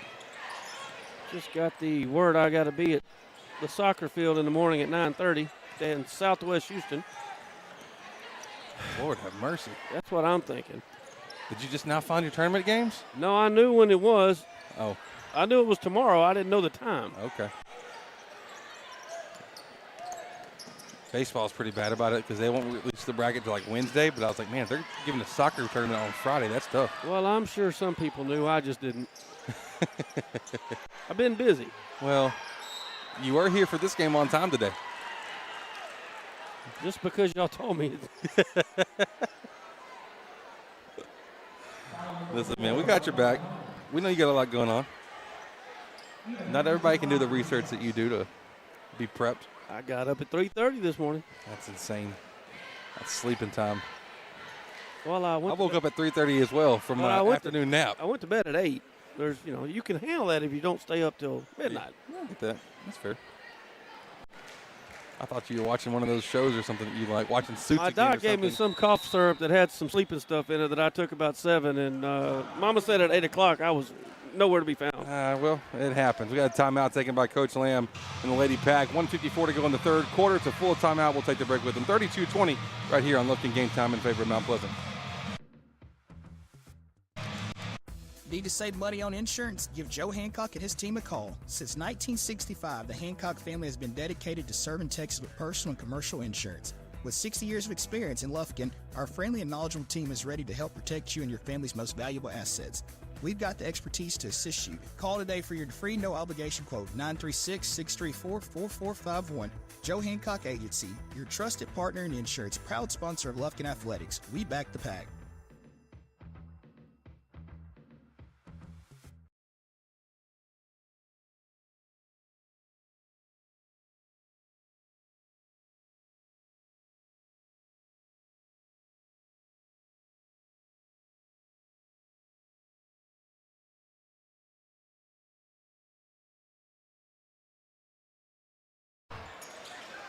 Welcome back here, 32-20. Mount Pleasant ahead of the Lady Pack. Alicia Smallwood up the left side. A little out of control going up for that one, and picked up by Malaya Holmes. Now to Maxie.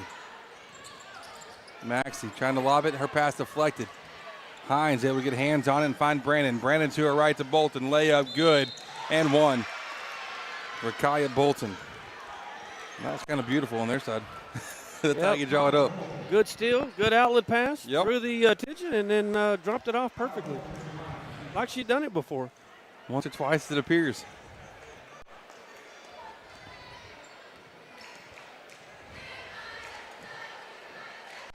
For Bolton, trying to complete the three-point play, won't be able to do so. She does have 4 on the evening, and on to Taylor in for Leah Maxey. 1:33 to go in this Laird Holmes third quarter.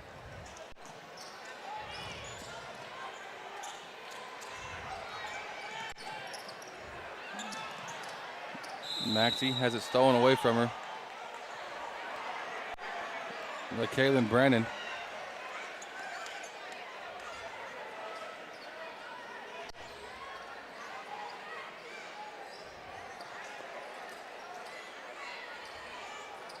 A little after the action happening here. With the top ball between Holmes and Brandon.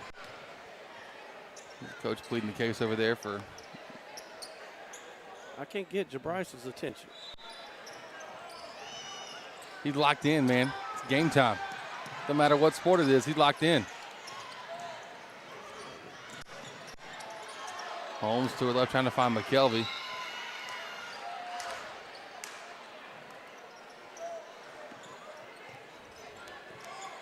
He's in deep thought over there, partner.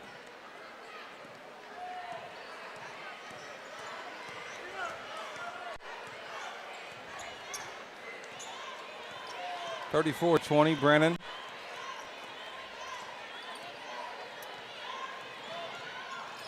Going left, hands it off with Hines. Hines to Morales. Now back up top. Bolton attacking from the left side. High off the glass, rolls off the front of the rim. Hines recovering the offensive glass. No good. Taylor on the ground. Tie ball. Possession error in favor of Mount Pleasant with 45 seconds to go in this Laird Holmes third quarter.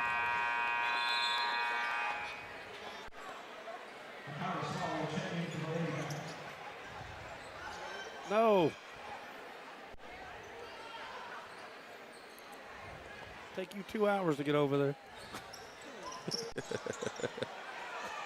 Ball loose off the inbounds. Alicia Smallwood with it, finding Holmes. Holmes trying to make a pass out, stolen by Brandon. Brandon, once again, tied up. Girls still hustling all over the court.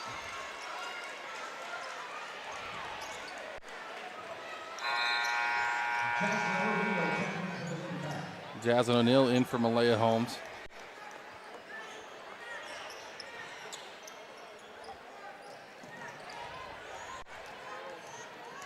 Trinity Maxey up the court. Over to her right, fouled, going to the basket, Trinity Maxey.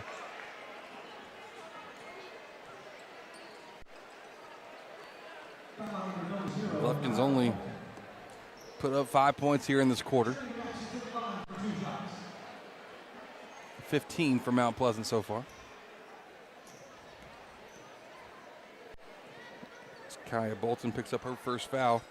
14th foul of the quarter. Maxey missing the first of 2. Free throws brought to you by Taco Casa. Taco Casa, real fresh, real food, real good.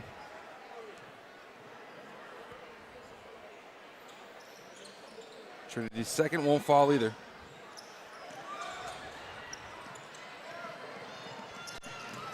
So here comes the Lady Tigers. Bolton trying to dribble out of a trap. They will take the full timeout with being the third quarter up the sideline. 14-point game, 34-30. We'll take another B-Square Design timeout right here on Lufkin Game Time. Hey, Panther fans, Big Nasty here. Need a short-term loan to cover some unexpected bills or maybe a little extra cash? Give Texan Credit a call today. Loan process that is easy from start to finish, and you will get your money fast. Texan Credit has been helping Texas residents for over 10 years by offering multiple loan options with easy low payment. Located in Lufkin at 509 South Timberland Drive, or look Texan Credit up online, TexanCredit.com. Trust me, if they'll loan me money, they will loan you money. Texan Credit, they say yes. Panther fans, craving a game time snack? Head to Taco Casa, the official taco destination for Lufkin Game Time. Dive into a crunchy taco, indulge in a super burrito, or satisfy your taste buds with nachos or a chili burger. Serving Lufkin and Nacogdoches with excellence. Taco Casa, where it's always real fresh, real food, and real good. Taco Casa, proudly supporting our Panthers on Lufkin Game Time.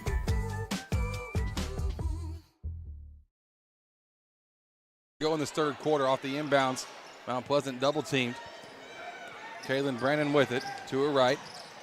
To Bolton. Bolton has it stripped away. 3 on the clock, down to 2 and to 1. And a foul going to be called right before the end of the quarter. They should be shooting.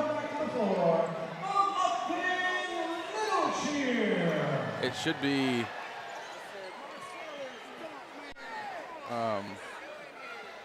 this isn't actually how it should be. A 2-shot foul happening right now for Mount Pleasant. They will ask for those free throws, I'm sure, because obviously we'll cut to a break. We'll come back, shoot free throws. We'll be right back here on Lufkin Game Time. Panther fans, craving a game time snack? Head to Taco Casa, the official taco destination for Lufkin Game Time. Dive into a crunchy taco, indulge in a super burrito, or satisfy your taste buds with nachos or a chili burger. Serving Lufkin and Nacogdoches with excellence. Taco Casa, where it's always real fresh, real food, and real good. Taco Casa, proudly supporting our Panthers on Lufkin Game Time.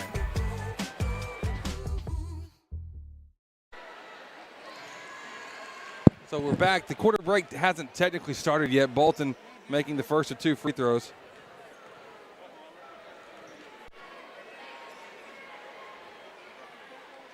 Bolton makes the first, misses the second. She has 5 points, and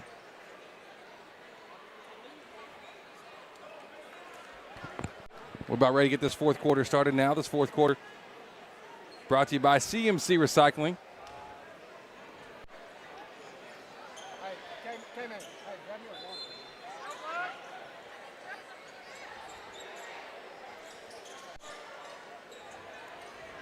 Pretty successful quarter there for the Lady Tigers. 1 quarter away from the district title game. Coming right up. Mount Pleasant won that quarter 16-5 over the Lady Pack.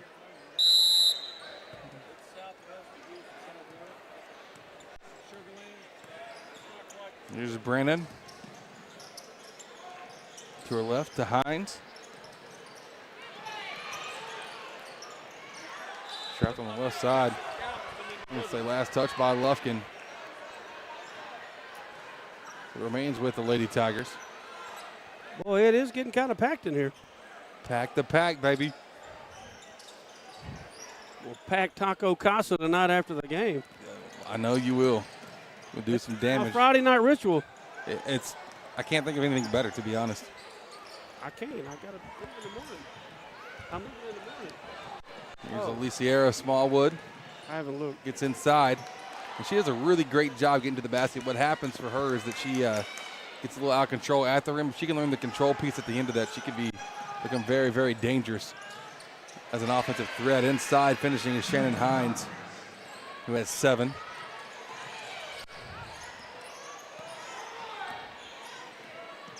Trinity Maxey, left side, picks up her dribble. Now out to Jaslyn O'Neal.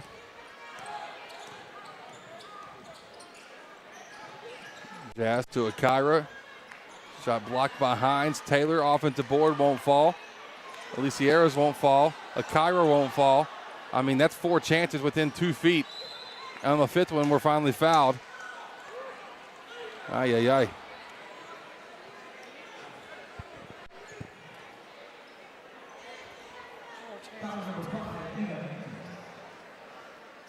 Hampton picks up her 3rd. Alicia Smallwood. Gary, going forward towards next year, you start kind of looking ahead. She is a bright spot for this squad. The way that she's came on this year, I think she has potential to grow and develop even more this coming summer. Well, our best players on the JV right now. Yeah. Because of some stupid rule that I'm not even sure how it works, but Jeffrey Rogers' daughter is going to be on the team next year, and she is going to help out immensely. Yeah, that will be a good thing. Oh, ooh. Strong attack from Jaslyn O'Neal. She's fouled by Carly Rogers. To say the least. Put it mild. No Taco Casa spicy sauce on that one. Can't handle that spicy stuff, man.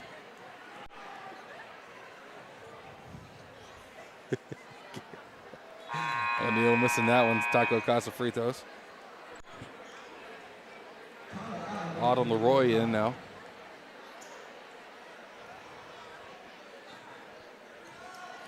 Are we like 7 months away from when we go to Longview? Are we really? Well, it's the 29th. Today's the 31st. February, March, April, May, June, July, August. 7 months. Minus 2 days. That's fantastic. And we'll be up in Lobo country kicking off the 2025 campaign. That'll be a treat, man. That'll be a treat. Another timeout taken. Whoa. Little frustration on that slam. A little bit double team causing some trouble for the Tigers. We'll take a quick break on the B Square Design timeout right here on Lufkin Game Time. Red 18. This season, you can share a Coke with your team on it. So I'm going to tell you how with a little help from this quarterback. Selling 44. You can share a Coke when your team's up. Red Poncho. You can share a Coke when your team's down. Happy Jolly. You can share a Coke with a coach, a mascot, or an MVP. Chili, chili, chili. You can even share a Coke with your rival on game day. Turbo. Or you can share a Coke when you're giving out your famous guacamole recipe in a completely packed stadium. Cilantro, chopped onion, squeeze a lime, Roma tomato, hike. Share a Coke with a fan this season. Ice cold, delicious. Share a Coke is back for the fall football season. We all know what comes with being a fan. The ups, the downs, and everything in between. Whether you've just won a big game and want to celebrate with fellow fans, or want to share a Coke with your best friend whose team just lost against their arch rival, Coca-Cola has something for you. Share a Coke with a teammate, rival, or best friend this season. Bailey and his team over at B Square Design. Commercial, residential drafting, large format printing services. They got you covered. Nobody better there. Visit them in downtown Lufkin. Shot missed by the Lady Tigers out of the timeout.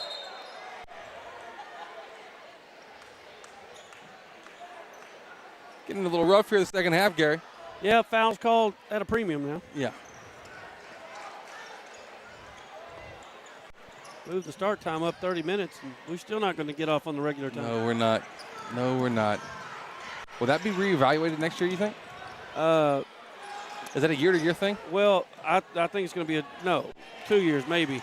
We're going to do it again next year, but, there was a big vote on. This was the biggest, when the districts came out. Right. That was the biggest deal, the biggest vote was on this. And it was a split. All the girls wanted it at the same spot, and all the boys' coaches did not. But there were a few coaches on the boys' side that did, and that's what caused it? Yes. I mean, it's great to have atmosphere like this, but drives like this and the district's so spread out. I mean, kids getting home on a Tuesday night at 1 o'clock, I mean, that's not good for anybody. Right.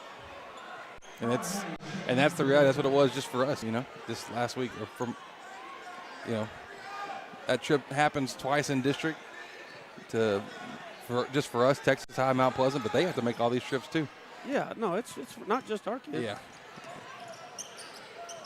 It's a big old district. It's hard to explain to somebody from out of state how us and Texarkana are in the same district. And then us and Galveston in the same football. Exactly, yeah. And the fact that they're different, that football and basketball districts are different, yeah, that kind of blew their mind. Now that's something that could be revisited, and that actually is going to come out in no, that's next February. Yeah, it won't be this February. It won't be. Yeah, it won't be this coming. It won't be the one after that. Traveling. I'm glad we saw that. Yes. 4:55 to go. Not that it matters at this point, but not a whole lot. Main thing that matters is integrity of the game. Wow. I haven't heard you say integrity of the game ever. Because I don't have any. You don't seem like you're a respecter of that a whole lot. I want to win. Smallwood, the floater. That's 6 for her. Down low, wide open. That's Leroy. I don't think they dribbled that one time. Pass, pass, pass, shot. Well, if you do it right, that can work. Maxey. She actually got to the basket decently there, just could not finish whatsoever. Way strong off the glass. 18-point game. Here's Hines. Over to her right, Jones. Bolton knocking down another 3. That's 2 for her this half. She has 11, tied for the game high.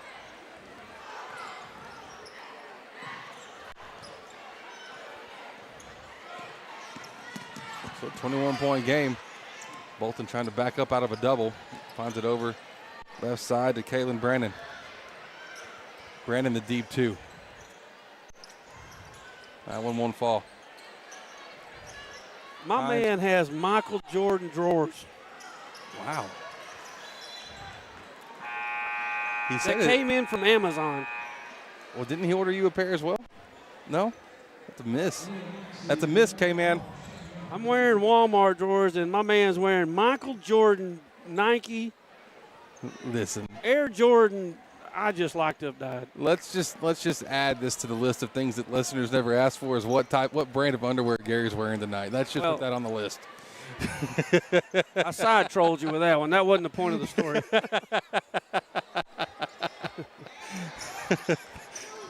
3:20 to go on this one. Backdoor look for Lufkin to O'Neal from the block. Won't fall. Second chance won't fall.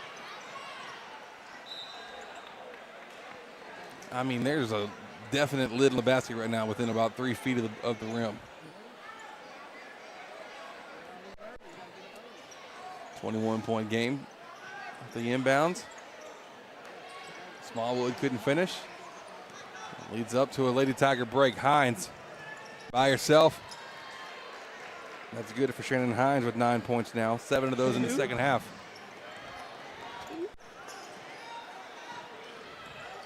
Maxey, great look. Sister connection inside. Aaliyah Maxey gets it to go off the assist from Trinity.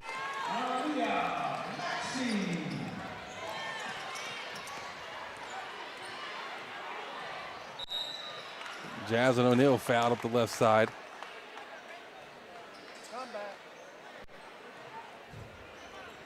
Boy, they are still coming in here tonight.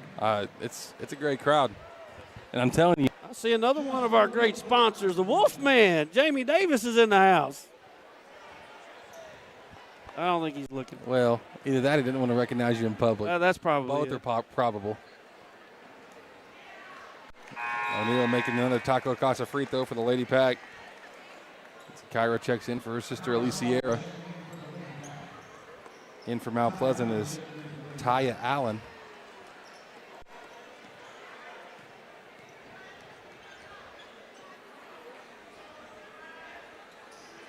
O'Neal makes that one. 2 of 3 from the free throw line. Ball loose. Hines nearly tipped it and recovered it. Kyra has it. Bounce pass up the court to O'Neal, stolen. Brennan had to come there and tie it up. Possession error in favor of Lufkin. 2:26 to go. Mount Pleasant with a win here. They lock up the 3 seed. Jacksonville the 2. Tyler the 1. Nacogdoches the 4 seed. Holmes will pull a 3. Off the glass and in for Malaya Holmes. It's our first Whataburger 3 ball. I knew it was in the whole time it was up. Then you know geometry better than me. Layup good from Tia Allen.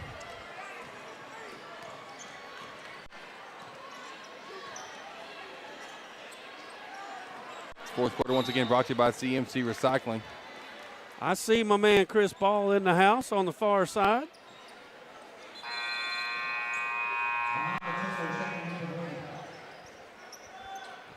It is the place to be tonight in Lufkin. There's no question about that. I got to admit, I know people that are going to the girls' homecoming game at Hudson, and they're coming over here to Lufkin to try to make it in time for this one tonight. They know what's going on down here for the guys' game. Mount Pleasant 22-4 on the year. Lufkin now 30-2. That good? That's pretty good. Pretty dang good. The fact that 3 guys on our team have 90 wins, so you average 30 wins a year so far? Yep. When they were sophomores, I think we had 36, and I think that's the record. Oh, wow. Just so happens What round do they make it to that year?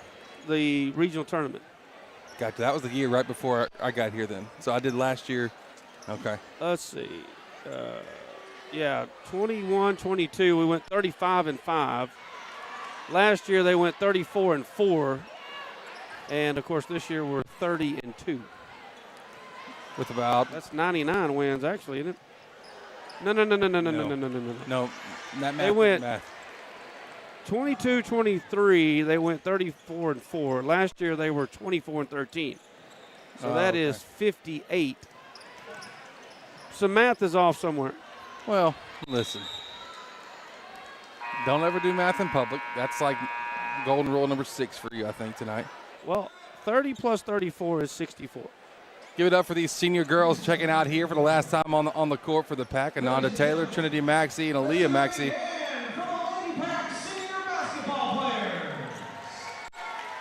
They get to check out here for last time on the home court. One more game to go. Tuesday, we'll make the trip up to Marshall. 20-point game. Smallwood with it. Coming down the court, ball loose, rolling around. Tie ball. Stays with Lufkin with 20 seconds to go. You do?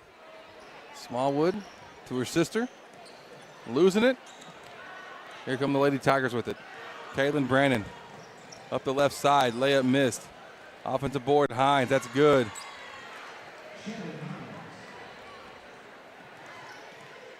Well, O'Neal will heave one up. Almost goes off the front of the rim, and that's how we'll finish off here. 53-31, the final score here from the Pack. 22-point win for the Lady Tigers. We move into our abbreviated Woodland Heights Medical Center postgame show, where we get to honor our seniors, and they will be our Commercial Bank of Texas players of the game. The three seniors on the night, they got to see the court, will be our Commercial Bank of Texas players of the game. Those seniors are Aaliyah Maxey, Trinity Maxey, as well as Ananda Taylor. We appreciate them. Lady Pack have one more game to go this season. Right now, the Lady Pack are sitting at 16-13 on the year, 7-8 in district play. Mount Pleasant now moves to 16-10, 10-5 in district, and they've locked in the 3 seed for the playoffs. However, that breaks down with the small school, large school. We shall see, but there will be a 3rd place finish in district. NAC will be 4, Jacksonville 2, and Tyler will be 1. Coming up, folks, you already know it. That's why you're here. Don't go anywhere. District title game coming up between our Panthers and the Tigers. Going to be a fantastic atmosphere, a fantastic game. We thank you for hanging out with us here. For Gary Ivins Jr., I'm Chris Simmons, signing off here on Lufkin Game Time. We'll have a little bit of a break, and then we will move into our Cafe Del Rio pregame show here in a couple minutes right here on Lufkin Game Time.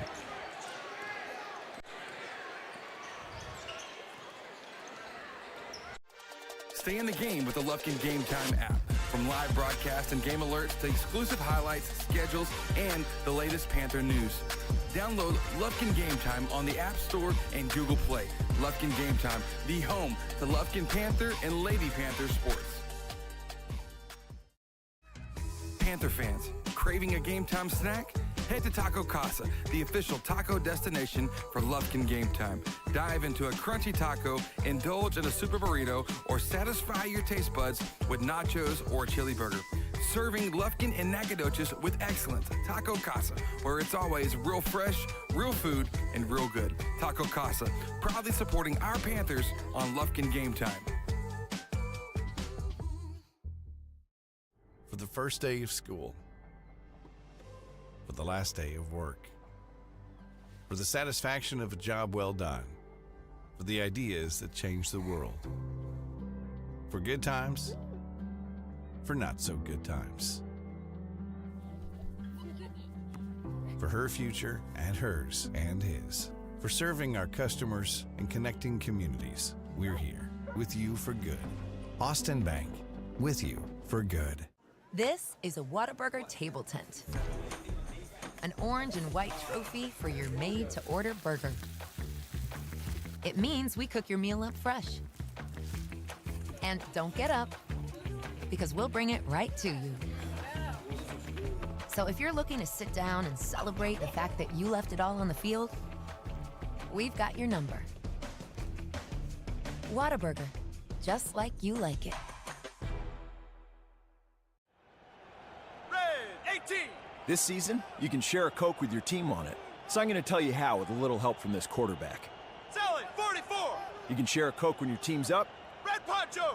You can share a Coke when your team's down. Happy Jolly. You can share a Coke with a coach, a mascot, or an MVP. Chili, chili, chili. You can even share a Coke with your rival on game day. Turbo.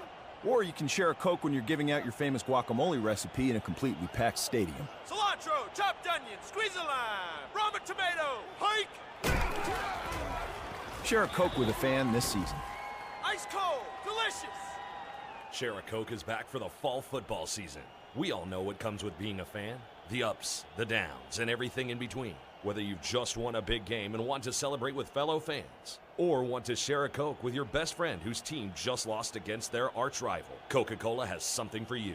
Share a Coke with a teammate, rival, or best friend this season. Need top-notch drafting services? B-Square Design has been serving Texas for 11 years with commercial and residential drafting that stands out. With 40 years of combined experience, our friendly, knowledgeable team is ready to help you bring your project to life. From cutting-edge software to large-format printing, we've got the tools to get it done. Call today for your free, no-obligation quote and consultation. B-Square Design, your trusted partner in design excellence. Proud sponsor of Lufkin Panther Sports on Lufkin Game Time. Hey, have you seen Thang? He's supposed to pick us up. I don't know where he went.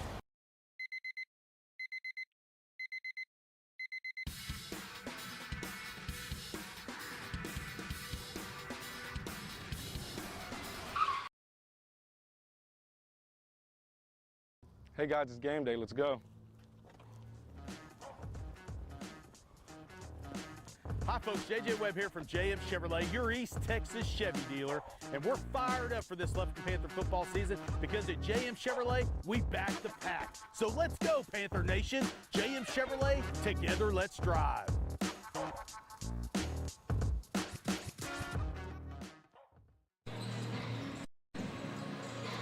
Well, hello everyone, and welcome in. It is your Cafe Del Rio pregame show live from the pack. Gary Ives Jr. along with Chris Simmons here courtside.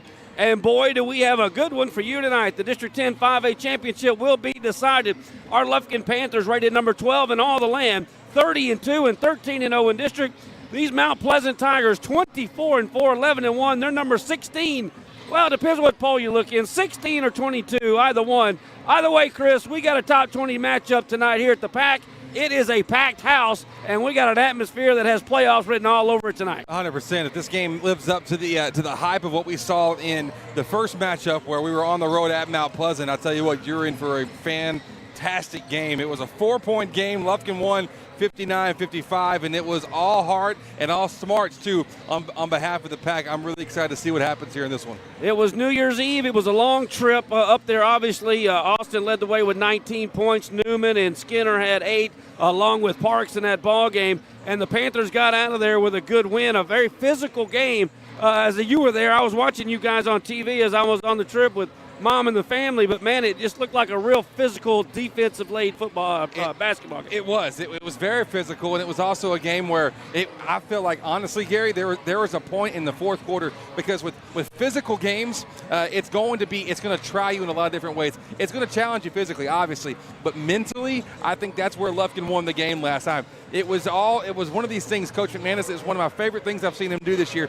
Keep the team cool and calm despite adversity, despite not the best calls and everything. We might get the same kind of situation tonight, but it was one mentally. The physical game makes you have to be mentally strong as well. Well, and a couple of things. We give you the liners coming in, the AB1 watch. He scored 16 against Texas Tech. He now sits at 656 on the season, 1,754 on his career. He is number 3 all-time on the Panthers scoring list, and at this moment he's 197 points behind number 2, Joel Davis, in that category. And, of course, our head coach, J.T. McManus, 676 wins overall. But here in Lufkin, why it's a big one outside of the district title tonight, obviously, which is more important for him, I can promise you. But 505 wins for Coach McManus coming into tonight, Chris. If the Panthers can win tonight, he will tie Jesse Walker for the most wins in Lufkin Panther history. But I promise you, I've talked to him all the time, and you will ask him, it's not for that why he wants this. He wants to get this district championship, the 3rd straight for the Pack, and keep momentum, his steamrolling into the playoffs. Well, right now they have to be looking at a way to pick things back up, get back on the upswing of how things are looking on the year. Not playing our best basketball right this moment. That could change tonight. Hopefully it does, because I think it starts defensively, but Coach Mack, he doesn't care. He's not worried about his own personal accolades. He worries about the success of the team. If they get the win tonight and it helps and it reaps a benefit for success of the team, he's great with that. Yeah, the Panthers have won 35 consecutive district ball games and 27 straight games this year. You got to go all the way back to early November to when the Panthers lost a basketball game, and hopefully that streak continue here. It's Cafe Del Rio pregame show live from the Pack. We're about a minute away from your starting lineups, brought to you by Higginbotham Insurance, the Davis boys at Higginbotham Insurance. For all of your insurance needs, you know where to hit it, and that is Higginbotham Insurance. Panthers will be in their all-home white tonight. And boy, oh boy, we got the cheerleaders out. We got the drill team out. The baseball team is down here. Everybody's ready to get crunk tonight. And you also missed the most important people here. I'll be looking at them all game, I guess, because they're right in front of me. The Skinner crew right over there, boy, with all the kids all chest painted and everything. Everybody's excited. Everybody's hyped about tonight, as they should be. And no doubt about it, Skinner will be in that starting lineup tonight for the Panthers. It will be number 1, Austin Brown. Number 2, Bryson Skinner. Number 3, B.J. Thomas. Number 4, Dalen Newman. And number 12, Jacavion Sanders is your starting lineups tonight. Brought to you as always by the Higginbotham Insurance, the Davis boys at Higginbotham Insurance. But as we always do, we'll turn it over to our well-esteemed PA announcer for tonight's starting lineups, and of course our national anthem here for our Cafe Del Rio pregame show live from the Pack. And let's turn it over right now. For tonight's boys varsity basketball game between the visiting Mount Pleasant Tigers and your Lufkin Panthers.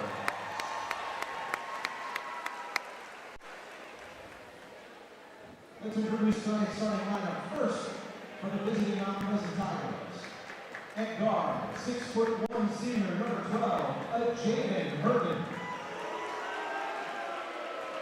At guard, 5'11" sophomore, number 0, Zeke Hill. At guard, 6' junior, number 3, Ashad Smith. At guard, 6'2" junior, number 24, Carter Chisholm. And at guard, 6'6" senior, number 5, Reggie Webster. Assistant coaches for the Tigers are Jay Turnipseed, Cameron Bates, James Moore, Howard Franklin. The head coach is Joey Chisholm.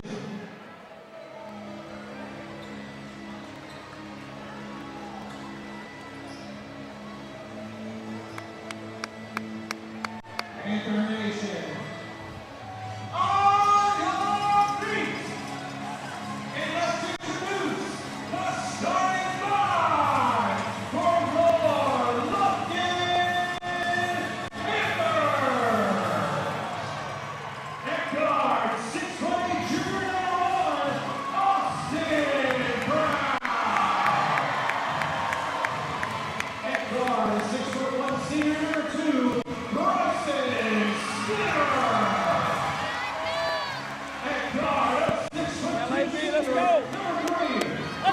three.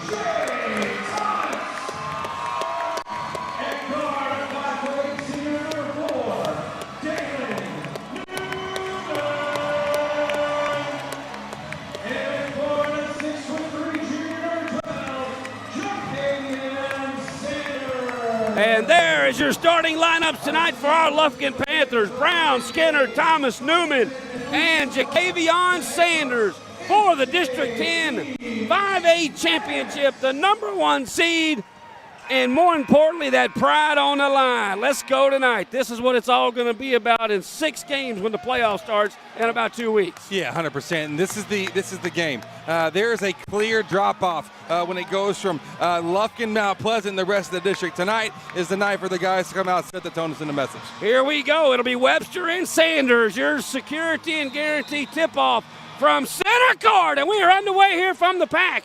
The security and guarantee tip-off is controlled by you-know-who, Mount Pleasant. Here we go. They got on the perimeter on the far side. Smith is going to try to penetrate here on the first possession. Kicks it out to Webster for 3, in and out, no good. And BJ had the block out and tips it right over to Brown. And they'll bring it up quickly for the Panthers, our first possession here in our Hancock Insurance quarter #1. Newman top of the key, man-to-man defense, both teams. Start things off, trying to get it to Austin, knocked him off his spot. Stolen away by Hartgrave. He's quickly down the left side. Skinner tops him off. A wild shot over the back's going to be called on Webster. If we just got a sneak. Oh, and he said something to the official already. That's not the crew you want to do that to. I can promise you that. So Austin blocked him out. Webster gets the first foul of the ball game, and Lufkin will have it back. They stole it on our first possession, and Newman will bring it up here. Again, it was a 59-55 score in the first game. B.J. Thomas on the left side trying to penetrate, lost the handle, turned it over. Back-to-back turnovers. B.J. there and runs over Webster, and B.J. is going to pick up the foul. Tight defense here from Tigers, as to be expected. Cutting up through screens, not making anything easy at all for Lufkin. So Lufkin without a shot yet. 1 minute into the ball game with 2 possessions. There's the coach's son, 4-year starter, Chisholm the senior.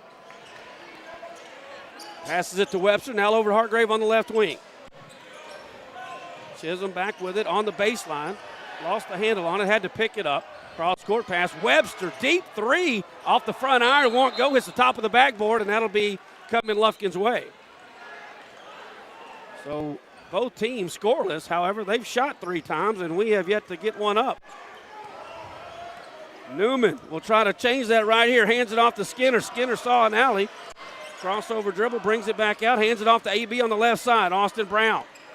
First time he's touched the ball here in the ball game outside of a rebound. Newman back with it. They are putting the pressure on us as well. Still 0-0. Newman gets by 2. He traveled. He's going to want a foul call, but I don't think it was a foul. He was out of control. Yeah, he was. And he traveled there before the last little shove as well. So I'll tell you what, neither defense going to give an inch here early on. This is very similar to how this last game started. Chisholm walks it up. These are 2 seasoned veteran teams here that both, I think, will make deep runs in the playoffs. Chisholm gets around his screen, pulls up from the free throw line, tried to dump it off to Herndon, but Herndon wasn't looking. It goes flying out of bounds. And that's a huge tip from Austin there to prevent that. Tipped it? Yeah, that was huge, because if not, that would have been a backdoor look wide open. You're right about that. Still scoreless. Chisholm inbounds the ball underneath his own bucket, lays it out to Webster. Sanders all over. He tries to go left, kicks it out, and he tried to get it to Hartgrave for the 3, but overthrew him. And that'll be another turnover here for both teams. Still scoreless. Almost 2 minutes into this Hancock Insurance first quarter. Newman brings it up. And dribbling right side. Newman over to Skinner, swings it around to BJ, contested 3 on the far side, and it's good! A Whataburger 3 ball by BJ Thomas, and the scoring is underway here from the pack. Herndon dribbling with his left hand. Brown cuts him off over to Webster. Webster belly to belly there with Sanders, or abs, whichever way you want to go.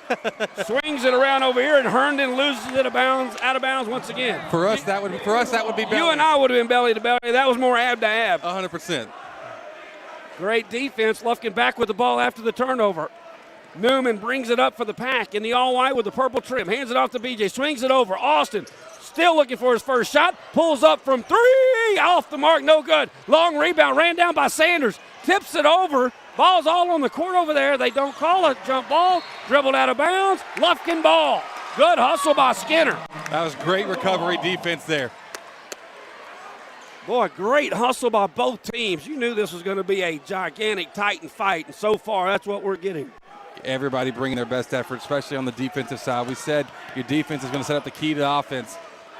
Newman over to Austin. Austin open this time, steps into it, but it's off the back iron, no good. And the rebound is hauled in by the Tigers. That is Smith with the rebound from Mount Pleasant. Outlet pass goes to Webster. He's in the paint. Charge call on Webster, and that is huge. That's number 2.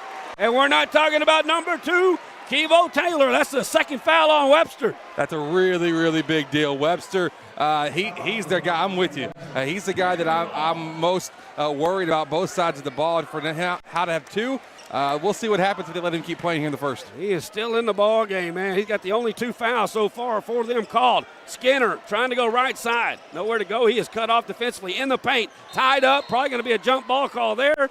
And they are complaining about that call on the far side.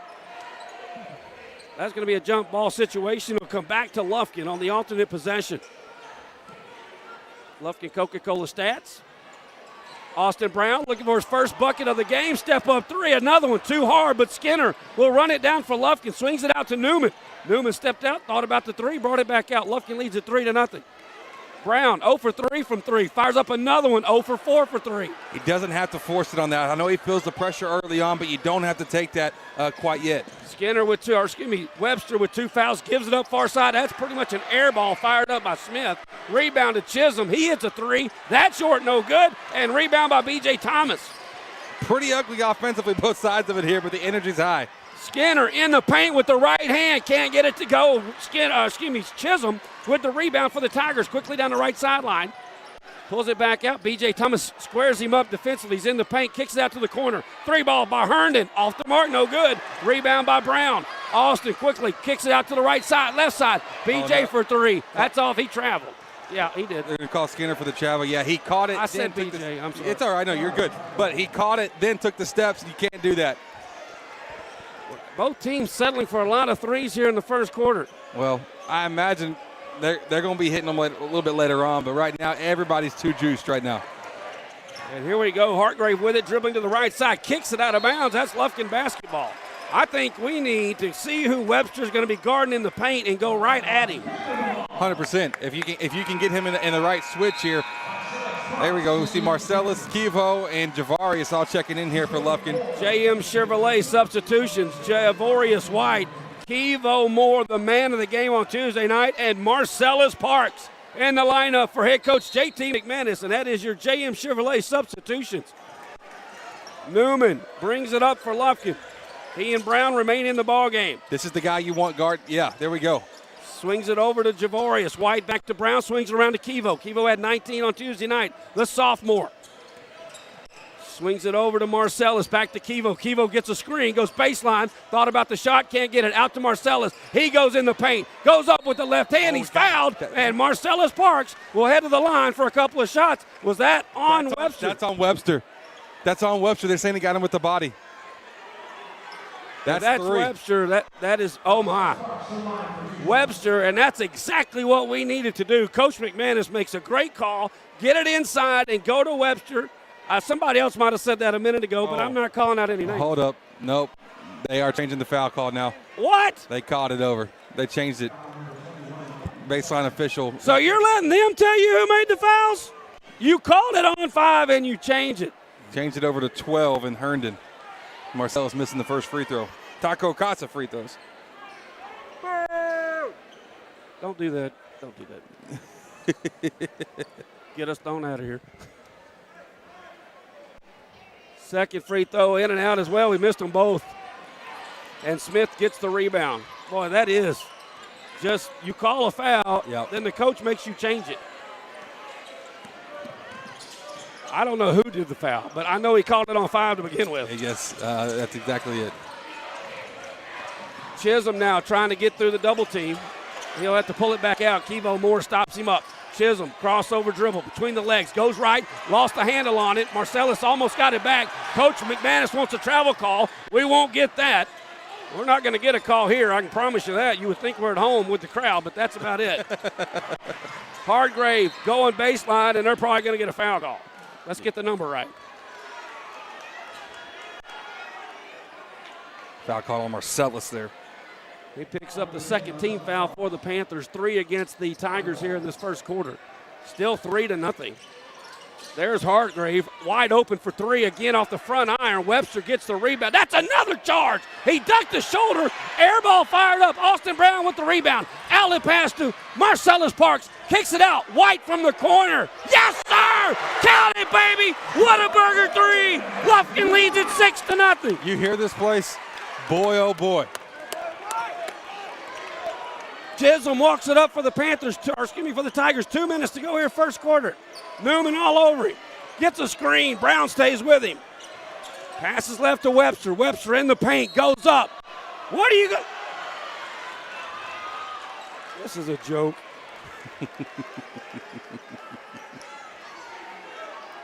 Kevo Moore picking up his first, team third. Skinner checking back in, another JM Chevrolet substitution. Well, they're finally on the board because we give them something, or we didn't.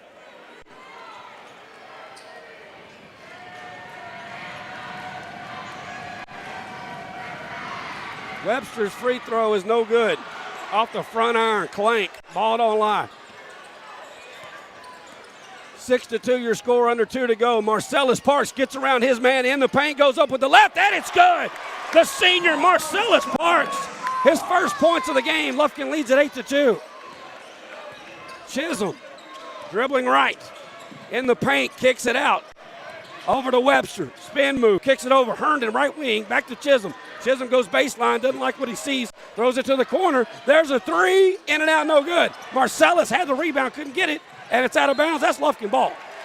Good hustle there by Kevo Moore.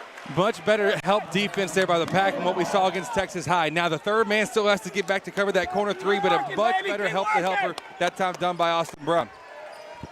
AB will inbound the ball right here to Skinner. 1:20 to go. Let's go, Bryce. First quarter action brought to you by Hancock Insurance. Bryson looking right. Lufkin leading at 8-2. 1:10 to go. First quarter action. Marcellus top of the key. Got Chisholm all over him. Draws the double team. Lost the handle. Battle over there on the hardwood. Can we get a timeout? Nope. We're going to call a jump ball, and they'll get alternate possession. Jump ball. Keep working, baby. Keep working. 1 minute to go. First quarter action.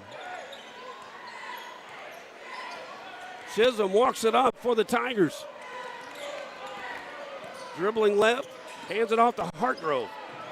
Back to Webster. Webster gets a screen. Didn't like what he saw. Spin move. Boy, Kevo guarding Webster. How about that? Kevo punches it away. Kevo going the other way. 2-on-1. Up against Webster. Where's the foul? That's number 3. That's number 3, baby. Kevo with the pick and clean. They're not changing that one. No. It's really the 4th one, but we're going to let them go with 3. I'm assuming they know they only get 5, right? They are, but Webster is a crucial piece, and I guess they might as well say if we're going to go down, we're going down with him. Kevo to the line. What a steal on the other end.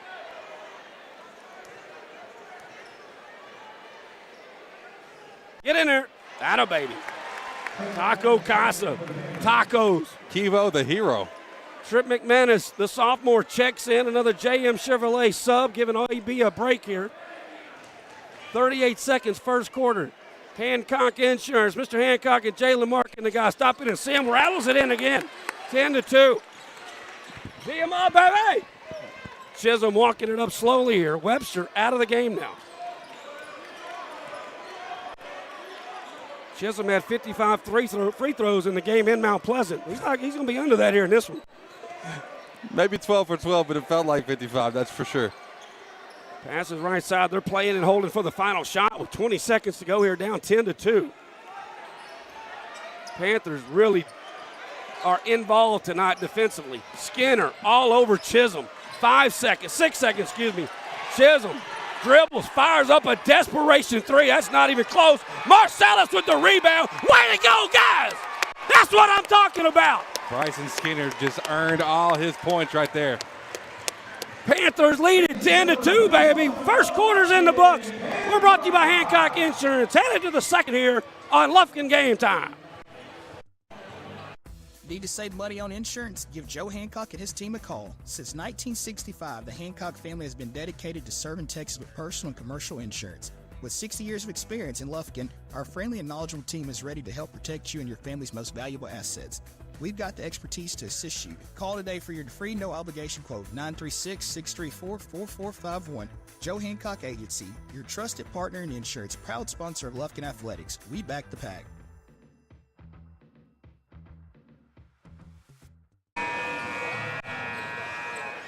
And welcome back to the pack. We're ahead of the second quarter, brought to you by St. Luke's Health Memorial. Lufkin will have the basketball to start the second. Bryson Skinner will inbound the ball right here in front of us. McManus, White, Marcellus Parks, and Kevo Moore in the lineup for head coach JT McManus. And Skinner inbounds the ball. And here we go, start quarter number 2, brought to you as always by St. Luke's Health Memorial. Skinner over to Marcellus. Marcellus back to Skinner. Lufkin leads at 10-2, just underway, second quarter from the pack. Marcellus, little ball movement. They drop into a zone now with Webster on the bench with 3 fouls. Well, you got an 8-point lead. Obviously not enough for the rest of the game. But what you have to do, get the right shots. Kevo for 3! Kevo with a Whataburger 3! Picking up where he left off Tuesday. Let that man shoot that thing. Boom! Double meat, double cheese is running good tonight from Whataburger. And it's not just a good shot just because it went in. It was open. It was off a couple passes. You're fine with that. Kevo all over him, and he's going to be called for the whistle there. Should be on the floor. It's got to be on the floor. Got to be on the floor. Wow. Boy, I swear. He fouled him out here short of the free throw line. We're going to give Smith the bucket there. And Moore gets his second foul. Kevo did? Yeah. Kevo Moore with 2 fouls. That's going to be a sub in. Free throw off the mark again. No good. Ball don't lie. Here come the Panthers the other way. Marcellus Parks out to White. White swings around left side. Skinner with it. They want to travel. Didn't get it. White into the corner now. Marcellus baseline back to McManus. Marcellus again on the baseline. Nowhere to go, and they say he stepped on the baseline. So a bit of a turnover there. Lufkin leading it 13-4 as a JM Chevrolet. We got a substitution. We don't get in. How did he not get in the game? Because they're not paying attention. That's on the officials. He was there. Chisholm with the ball. Dribbling right, gets a moving screen. Chick kicks it out to Hill. Hill now will pull it out. We're a little bit over a minute into this second quarter. Hill crossover, goes inside. That's got to be a charge. Yes, sir. What a great job by Bryson Skinner. He gets trucked, but he takes the charge, and it'll be Lufkin Panther ball. Hey, Let it go, Bryson. They got the sub in this time.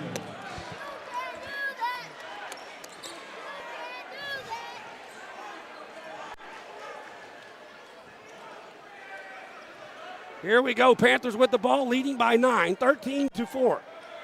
Skinner passes left side. B.J. Thomas back in the game for Kevo, who got that second foul. Marcellus back to Skinner. White now on the left wing. Back out to Bryson. Bryson over to McManus. Back to Bryson. Little ball movement as they jump in. McManus for 3. Don't do it. Yes, sir! My boy! McManus for 3! Tripp lays it in! And Lufkin with our biggest lead of the night. 4 threes tonight. That a baby! Chisholm with the ball. Dribbling right. Got Skinner all over him. Gets by him, goes up. White challenges, he misses the shot. And the rebound is out of bounds. Lufkin ball. Way to battle, boys. It's physical. It's going to be physical. 4 threes tonight so far for Lufkin, and none from Brown. That is a JM Chevrolet substitution. Austin Brown and Sanders back in the ballgame.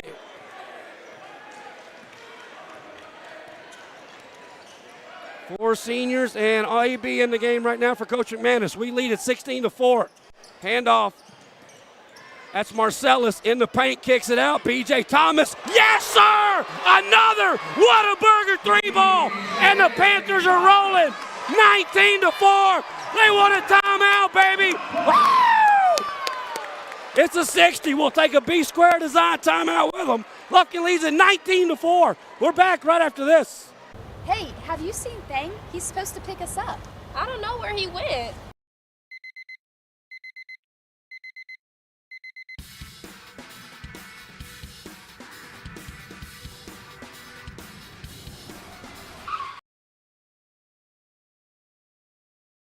Hey guys, it's game day. Let's go.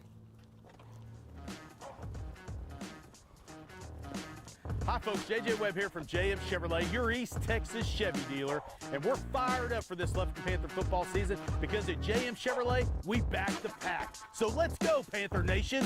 JM Chevrolet, together let's drive.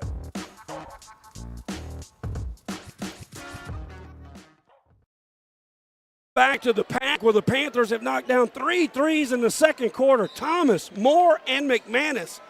And the lead is 19-4, the biggest of the night. Impressive. Ball movement, open looks, and then most importantly, not just open looks, but knocking them down. Chisholm dribbling right now, passing to the right side. That's Herndon. Herndon almost lost it. Herndon did lose it. Marcellus had it, and a frustration foul called on Herndon.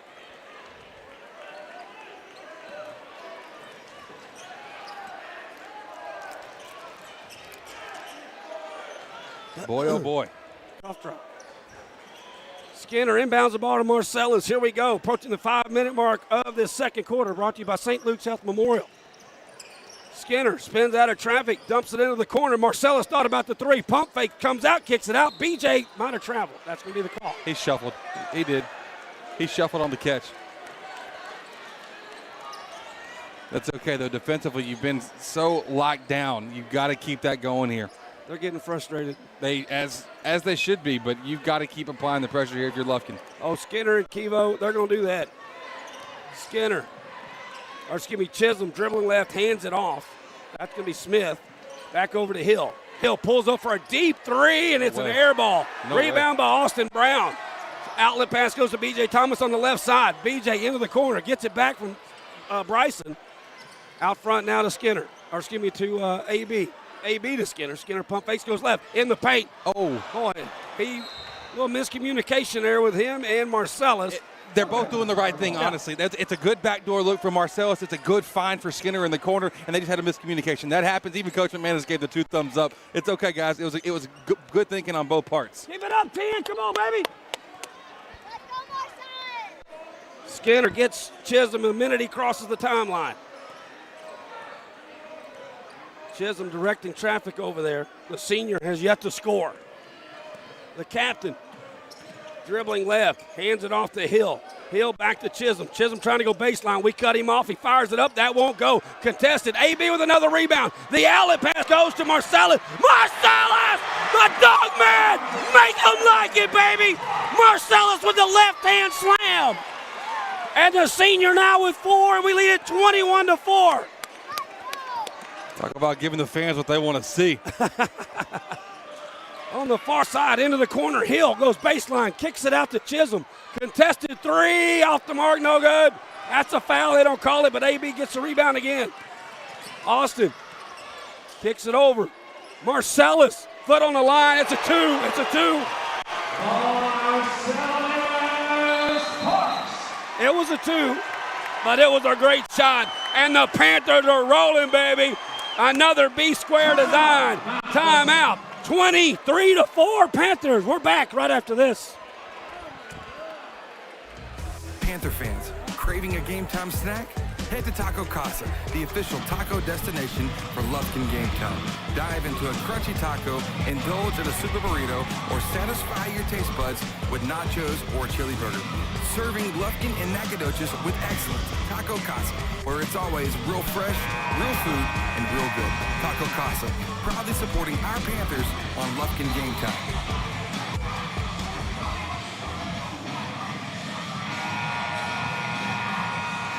Uh-oh, we got an R&K remarkable replay coming up. We got time for it? We'll get back to it in a minute. We'll be seeing it. Oh, yeah. Ralph and Kay Coons remarkable replays of Dunkman 1, Marcellus Parks taking them to the yo. 3 minutes and change to go before the half. Lufkin up 23-4. This pack is excited tonight. Chisholm in all kinds of trouble. Throws it up for grabs. Almost lost it. Good save there by Herndon. Back out to Chisholm. Dribbling right. Newman all over him. And now we're going to call a foul on Newman. Yeah. A little pettiness from Chisholm, too. Should be noted, too, if you're just tuning in, Tigers playing without Webster as well right now. 3 fouls for him in the first quarter. The baseball team is all over him. Let them have it, boys. Let them have it. Chisholm complaining to the ref. Nay, really? They're going to call a hold. Let's see. He needs to get on to 3. Smith just threw a forearm shiver into B.J. Thomas. Are they giving a double foul? Austin taking control. Hold your composure. If they want to act fools, let them act fools. Oh, wow. B.J. got picked up for the foul. That's ridiculous. And expected. Well, that's expected from this. B.J. is standing right there. Yeah. Here comes Tripp in for B.J. All right. McManus back in the ball game. B.J. will get a breather. B.J. just picked up his second foul with 2:57 to go in the second quarter. So now Smith is going to try to inbound the ball. Can't get it to Chisholm. We're going to double team him in the corner. Ball's tipped, and it's on the floor. Now they're going to call a foul on Tripp.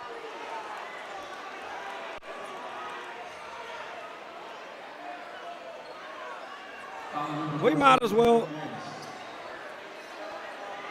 let it go. No more fouls to give for Lufkin this quarter. They finally get the ball into Smith. Maybe we should just quit playing defense. No, that's not a good idea. That ain't going to happen. Oh, yeah, how about that screen? Into the corner, going baseline on the far side, nowhere to go. And there's a steal. Bryson's in the lane. He picks it, going the other way. Are you kidding me? Brown gets the shot since they don't call a foul. How's that not a foul? That's unreal. Austin Brown with his first points of the night. We lead it by 21. And they're going to call that on Skinner. Unbelievable.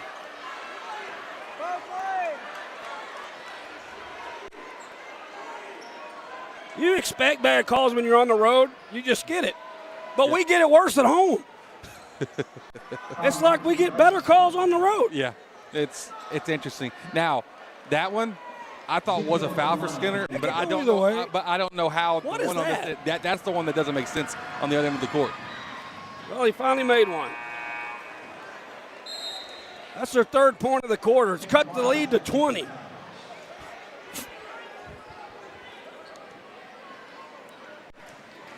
Second free throw by Hill. He made it. McManus inbounds the ball to Austin. Austin over to Dalen. Here come the pack. 2:20 to go second quarter. 19-point Panther lead. Skinner right side. They're into man-to-man defense now. Newman in the paint. Gets it to Skinner somehow. Skinner gets a shot up. Again, no foul, but it carries out to Newman. Newman out to Sanders. Sanders, one arm passes it to the corner. Austin goes baseline. Shots up and good. AB with 4 in a row. Lead back to 21. Matches our biggest. Chisholm walking it up. Under 2 to go in the first half. Morgan Insurance halftime show coming up. 3 from the corner. That won't go. Rebound by, that is a foul. Sanders going to pick that up. No doubt about that one. And Smith will go to the line for 2 free throws. Rather do that than give him 2 easy ones for sure. I completely agree. Without having any foul trouble for Sanders, no problem with it. Rashad Smith 0 for 1 at the line. Taco Casa free throws coming up for Smith. He makes it. Rashad Smith to the line. Second free throw for Smith. Marcellus getting ready to check in. It's good. JM Chevrolet substitution. Marcellus Parks will check in for Tripp McManus.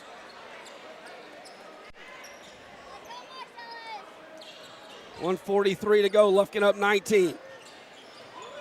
Skinner says, y'all go on. I got this. Gets around, kicks it to the corner. 3-ball for Marcellus. Off the iron, no good. Rebound up, Sanders tips it away. And no, Chisholm hauls it in. Quickly down the middle of the court, backs it back out. Newman all over him, leans in, goes to the left. Newman stays on him, gets him in the air, and they're going to call a foul every time on us there. Chisholm has his first points of the game.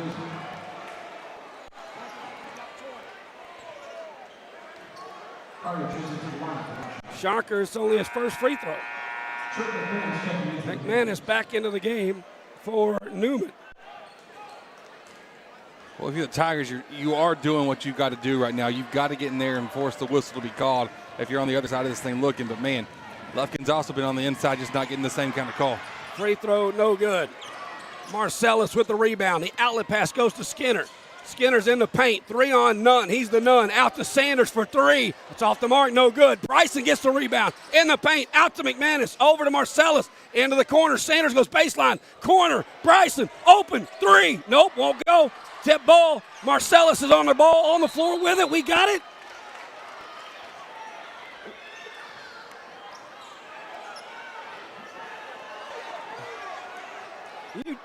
Try to get a timeout call, but they're going to call a jump ball instead. Man, that guy makes me sick.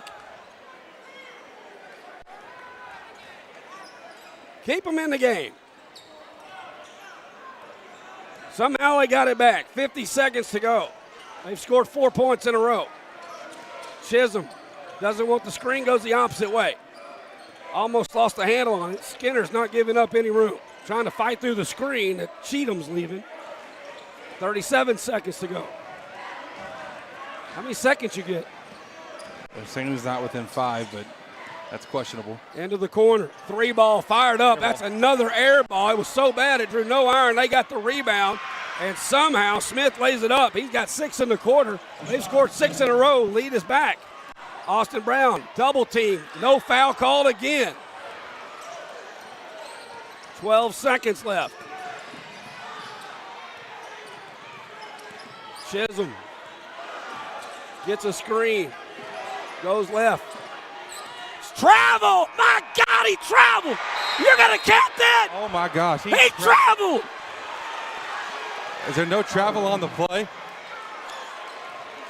Unbelievable. The Mount Pleasant Tigers 15, your Lufkin Panthers 27.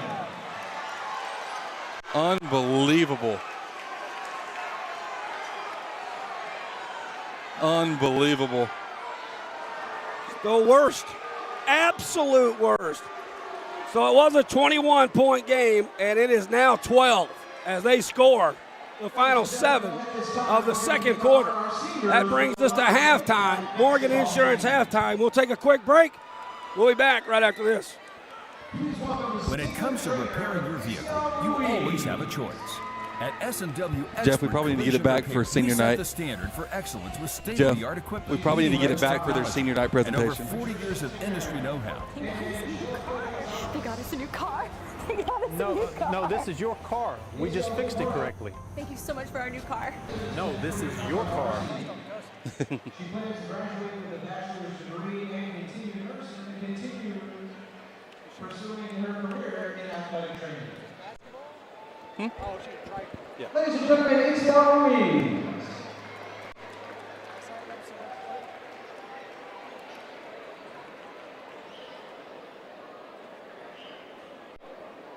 Her favorite basketball memory is when Coach Langham would call her a traitor because he thought that she wasn't going to be student athletic trainer anymore. After that, for the next student trainers is to get to know the coaches in the sport as well as to build a relationship with the athletes. She'd like to thank Coach Lamb and the other coaches for letting her be a part of the team, as well as Liza Gomez for making her the student athletic trainer that she is now. Ladies and gentlemen, let's welcome manager Corey Haddock. She's a supported by her mom, dad, and siblings. Corey's been a part of the Lady Back basketball team for 4 years. Her plans for after high school is attending college and getting her RN license and becoming a labor and delivery nurse, and someday branch off into the legislature. Favorite basketball memory was the time when she entered the Dallas tournament and they were all jumping from the beds and she jumped up and fell, and of course that's her memory. Her advice to the future is don't take anything for granted and make the most of the time here. No matter what you're on the court or the sidelines, it's going to be something happening and themselves and their family are always going to have to put their part in the success of the team. She'd like to thank the coaches and everyone that made her feel like she was part of the team and not just a manager. Ladies and gentlemen, let's welcome Senior Manager Jenkins. She's escorted by her mom, Mallory Williams, Dad, Andre Johnson, siblings, Brayden and Hayden Moore, and Jamari Edwards. Jenkins has been part of the Lady Pack basketball team for 4 years and spent 2 years on varsity.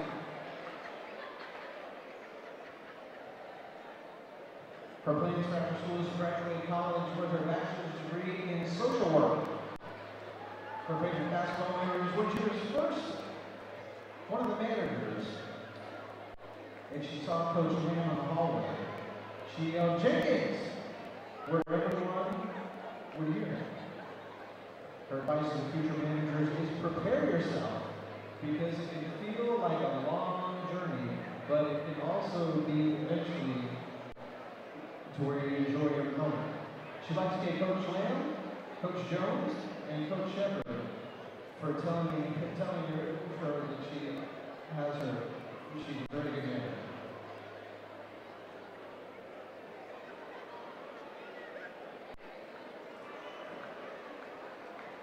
Let's welcome guard number 20, Anaya Teal.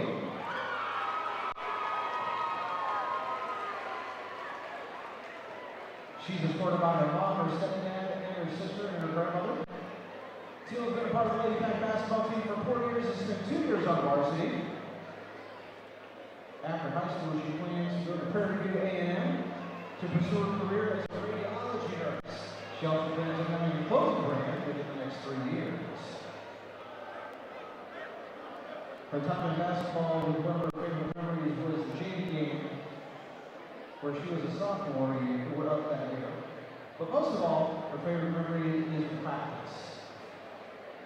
Advice to future players is to take advantage of everything and make sure you grow and cherish your teammates and compete. She'd like to thank her family for always supporting her, Coach Lamb and Coach Jones for their dedication and their program leaders, all from the coaching staff, and not just for helping her get through a tough time this year. Let's welcome number 14 forward, Ananda Taylor.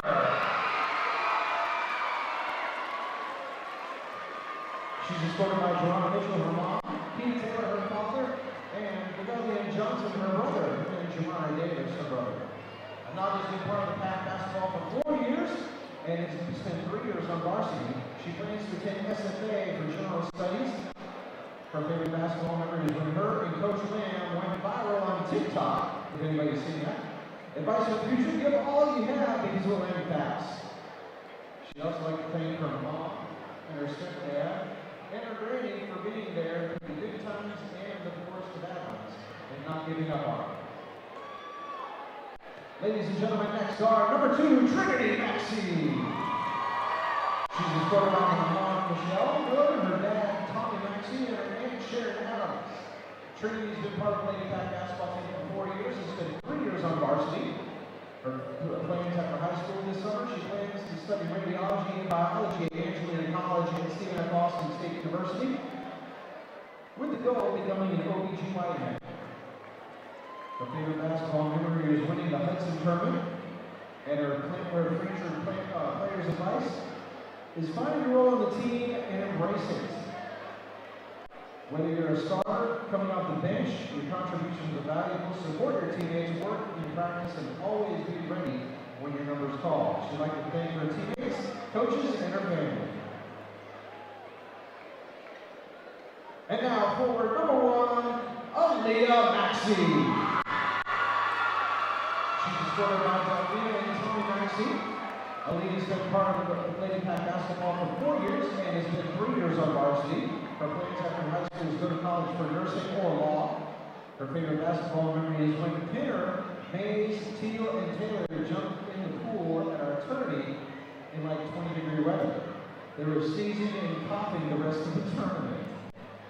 Her future advice for players on the court: give it your all, take nothing for granted. If you can't do it yourselves, do it for your coaches, who always go above and beyond for us. She said she'd like to thank Coach Mann for always keeping her on track, and being the amazing coach he is, she wouldn't be survived this team without him.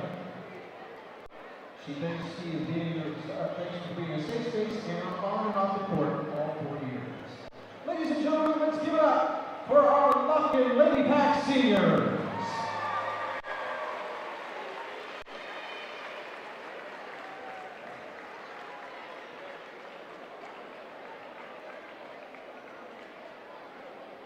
And welcome back here as we had a halftime to honor our seniors on the girls team. Some Coca-Cola stands for you real quickly at the half. It is B.J. Thomas and Marcellus Parks with 6, 4 points for Brown, 3 points for White, 3 for Moore, and 3 for Sanders. 27-15 is the number, but Chris, they scored the final 7 points, cutting this thing to 12. They did. It got a little bit closer. They're getting to. They were very aggressive inside. They were getting calls. Yes, we know that. That's the thing. That's the thing Coach McMahon has had to be talking about in the huddle too, and in the locker room is, listen. Yes, we're getting hosed on some calls. We've got to bounce back. We've got to play better. We've got to play smarter and keep our cool for the rest of this second half. So yeah, their scoring finally came alive. They only had 2 points after the first quarter. That was impressive.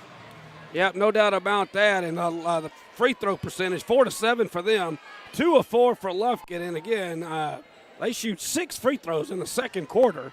We don't get to the line. Yeah, don't have much of an answer on that one because it wasn't for lack of effort on it. I mean, just the last call without a travel. But listen, it's sometimes it's a surprise how bad they are, but this time you have to just be able to shake it off and somehow get it together and keep playing. Like it was a 2-step travel. It wasn't even a little travel. Yeah.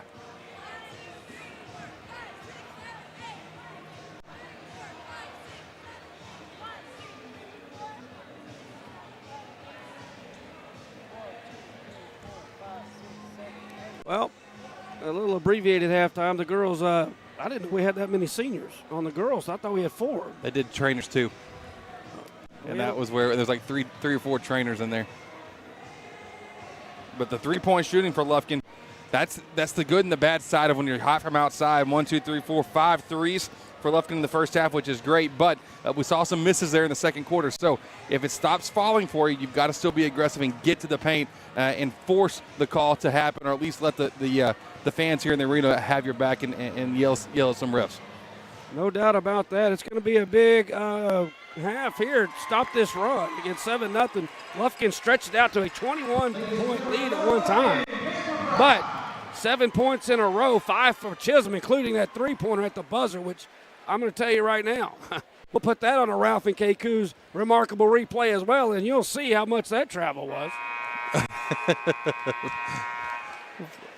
Seen planes not go that far. Listen, that Michael Jackson would have been impressed with that.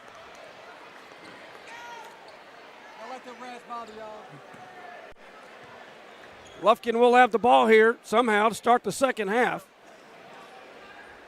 AB will come here, but right here. AB will inbound the ball right here in front of us to start the third quarter. Third quarter action, as always, brought to you by Layered Homes of Lufkin.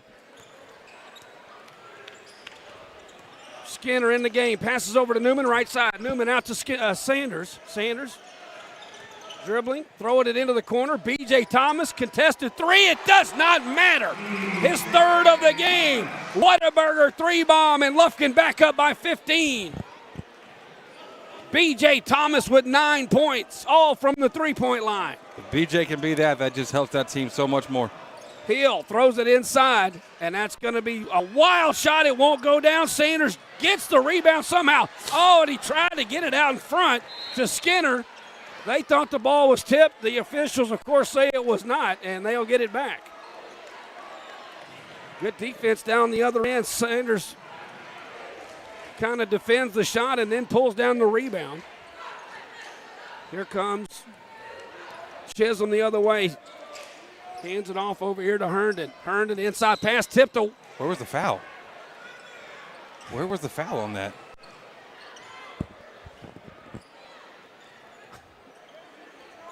On Sanders? I just I don't understand that one too.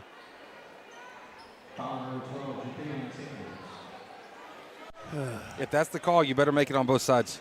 Well, they're not. And now they're going to call another foul on Sanders. Oh, this is ridiculous. Can we make it more obvious? Here's White in the game. Well, Sanders picks up 2 fouls in 6 seconds. We have a buzzer malfunction was happening there for a while. JM Chevrolet substitution. White has to come in and play. That's the best part about this Lufkin team, the depth, man. They've got Webster back in. He's playing with 3 fouls. Well, really 4, but he's got 3. And there's a 3 ball the other end, and it is good by Chisholm, and he's heating up. That's 8 in a row. He has scored for Mount Pleasant. Lead back to 12.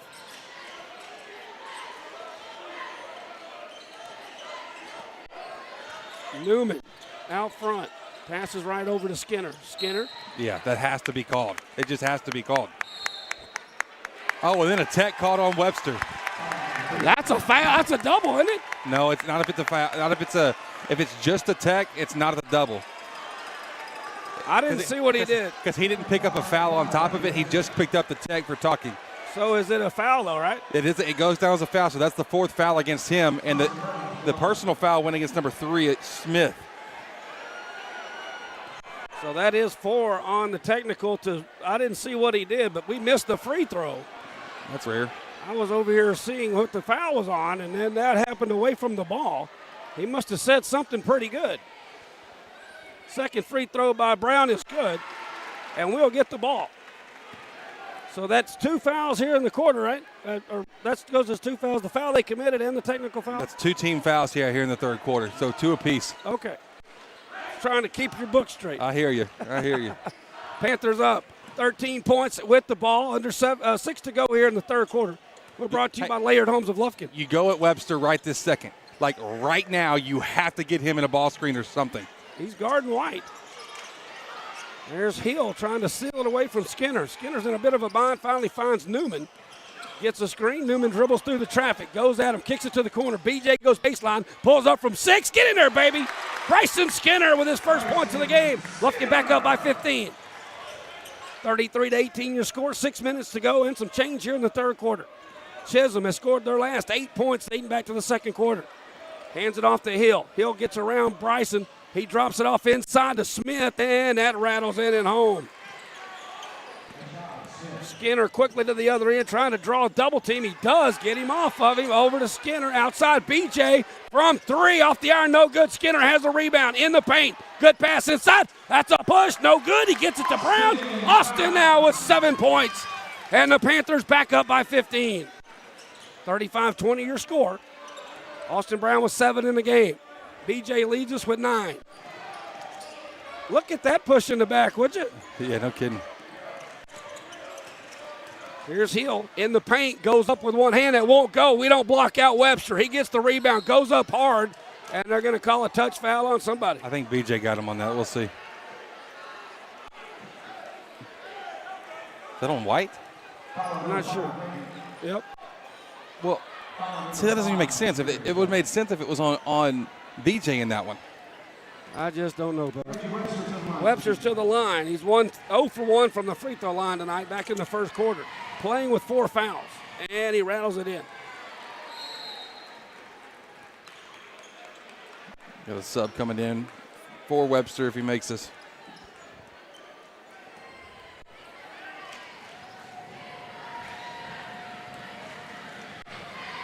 Second free throw is good. Webster now with 4 points. And he will go to the bench. As you're right, Cheaton will come in. Lufkin's lead cut back to 13. Ball inbounded to Skinner. Skinner back to Newman, set the offense up.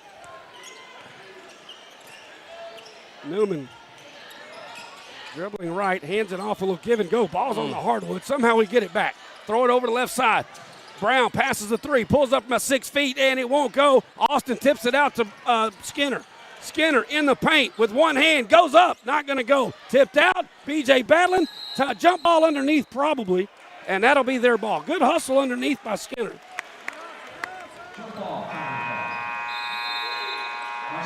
Marcellus coming back in for the first time here in the third quarter. Marcellus had 6 in the first half. Lufkin's lead cut to 13. They've got the ball. Chisholm dribbling right, passing right, hands it off to Hill. Hill's guarded by Marcellus, goes right, picks it up, fadeaway Jay, it won't go down. They get the rebound underneath, and that's going to be Cheatham, and he's going to be fouled by Lufkin again. We did not do a very good job of blocking out. That's going to go on Marcellus apparently. Yeah, Marcellus got his hands in there. So some of these, we are committing some of them. We're going to be shooting free throws for the next 4.5 minutes. Yeah, that's the truth. Cheatham's first free throw attempts tonight. Taco Casa free throws, clank the first one. He doesn't even line up centered. He ends up right, like off to the right of the middle of the court. That's interesting for the lefty. Shot is up, and it's no good as well. Austin gets the rebound for Lufkin, so that doesn't hurt us. But remember, for the next 4.5 minutes, every foul we commit, they're shooting free throws again. Marcellus has it, dribbling to his left. That's going to be a foul. They call it on Herndon. As it should. But that's only their third team foul. Still need 2 more for us to be shooting. Herndon's third as well. 35-22 your score here. Middle of the third quarter, brought to you by Laird Homes of Lufkin. AB inbounding the ball right in front of our bench. Gets it. That's the mental error. Well, he set Marcellus up with a bad pass. Yeah. Oh, yeah. Totally on Austin, not on Marcellus. Marcellus is trying to get to the backcourt. Here's Webster again. They might go offense-defense with him here for the rest of the game. 4.5 to go, third quarter. They're as close as they've been since that first quarter was 10-2. Hill dribbling right, picked up by Marcellus. Now back to the left, gives way to Chisholm, excuse me. Chisholm to Smith. Smith's in the paint. Fadeaway Jay, and got it to go. Good shot. He's got 4 in the quarter. 10 in the game, and they're within 11. Closest they've been since the first quarter. AB on the far side, hands it off to Marcellus. Spins out of a block, and he gets stripped. No call again. Behind the back dribble there by Smith. In the paint, Marcellus hustles back, and I'm assuming we're going to get another foul. It doesn't matter if it's on the floor now. They're shooting free throws for the rest of this quarter with 4 minutes left. It's just ridiculous. I'm not saying that one's not a foul, but it's the principle. That second quarter was atrocious and should be sent off. Smith will go to the line. He's 2 of 3 from the line. This will be his 4th and 5th free throws. We've only shot 5 free throws for the game. JM Chevrolet substitution. Kevo, Moore, and Skinner getting ready to check in. Lufkin, only 8 points here in the third quarter. Did he make it? No. Missed it. Marcellus and Dalen will take a breather. Marcellus has 3 fouls as well. Mm-hmm. Our whole team has got at least 3. Second free throw is good by Smith, and the lead is now to 10.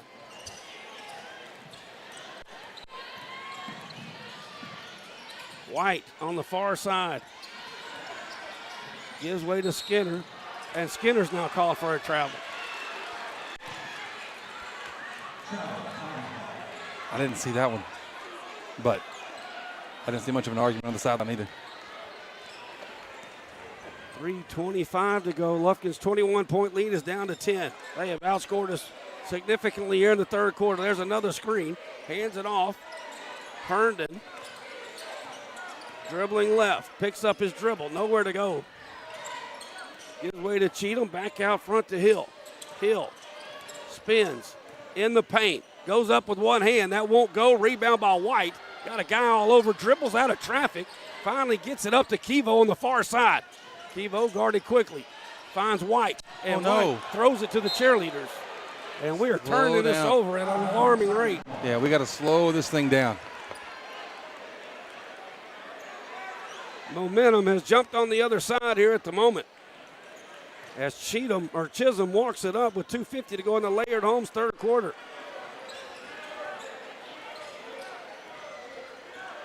Chisholm trying to get a screen going right, fights through it to Skinner. Skinner keeping him in front, steps back, challenged three, that won't go. White has the rebound, tips it over to BJ. BJ quickly down the right-hand side, trying to draw some attention, throws it, tipped off of Brown, and we turn it over again. That was a tip by the defender before it got to Austin, and then Austin was still trying to grab it, and it went out of bounds. We need something to get the fans back on their feet here. They don't take much, man. They're eager. Chisholm will walk it up here for the Tigers. Lead cut to 10. They've outscored us by 5 here in the third quarter.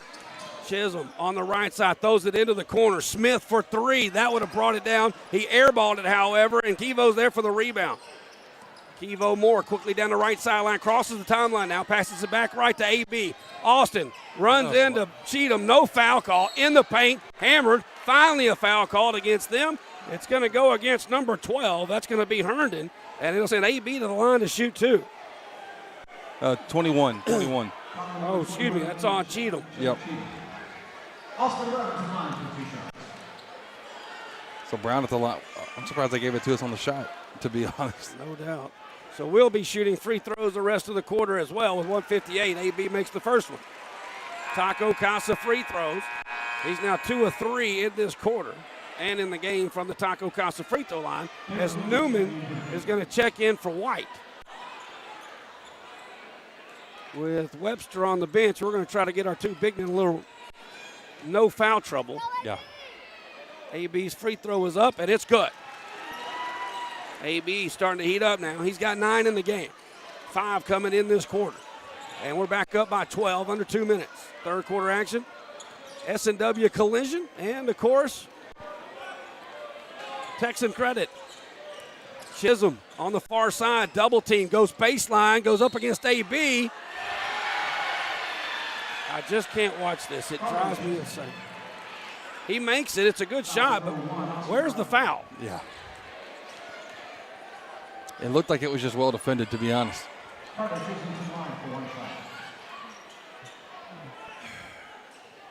That cuts it to 10. Free throw will get it inside double figures.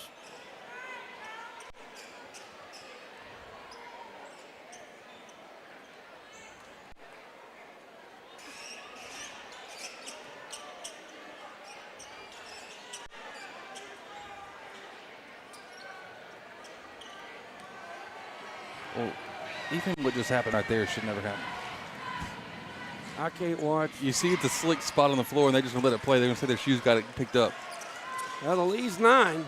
1:35 to go here in the third quarter. Kevo Moore passes over to Austin. Boy, that pass was a little behind him. Austin looks for a screen left, but goes right. Now we'll get a contested three that's not even close. Somehow Kevo, he didn't watch it all the way into his hands, and they're going to get it. Skinner's there to steal it. What are you doing? Somehow Kevo's got it, stayed in bounds. Kevo for three, no good. Rebound Austin. How's that not a foul? That's what I'm talking about, AB. You're the man. Austin fights through it, makes the bucket, and gets the foul.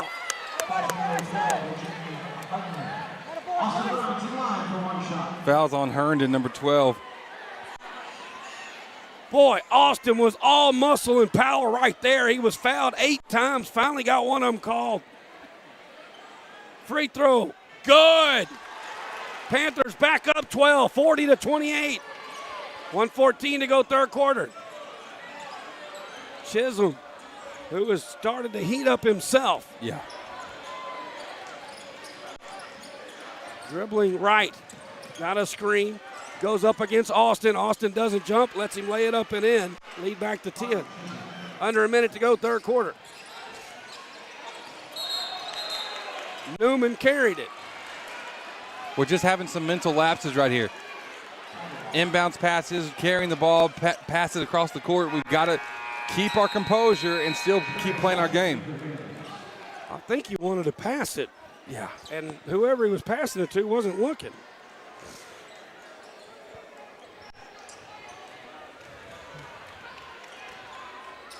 So now they got it back, trying to cut it to 8, possibly 7. I bet we've got more turnovers here in the third quarter than points. Newman staying with his man, throws it to Smith in the paint. What are we going to call now? A travel.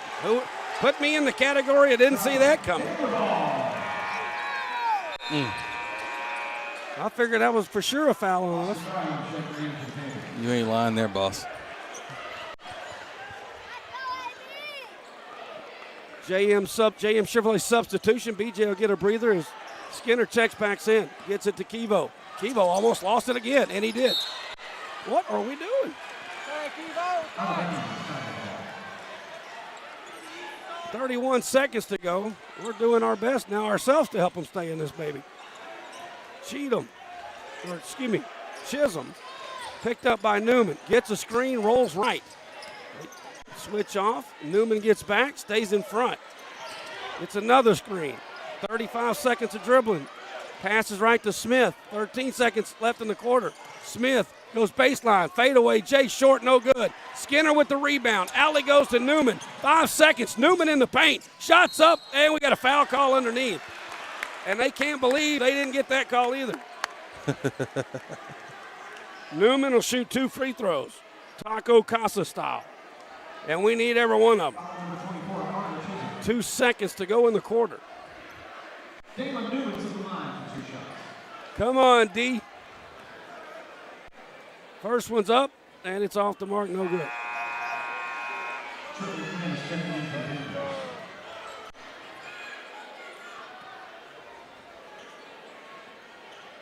Come on, Newman.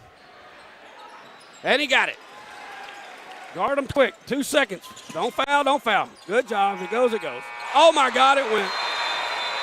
Half-court shot is good. Banked it in. Without a travel. He didn't travel. Who made it? 0.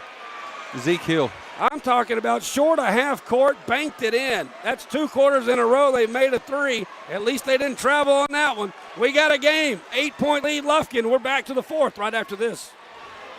This is a Whataburger table tent. An orange and white trophy for your made-to-order burger. It means we cook your meal up fresh. And don't get up, because we'll bring it right to you. So if you're looking to sit down and celebrate the fact that you left it all on the field, we've got your number. Whataburger, just like you like it.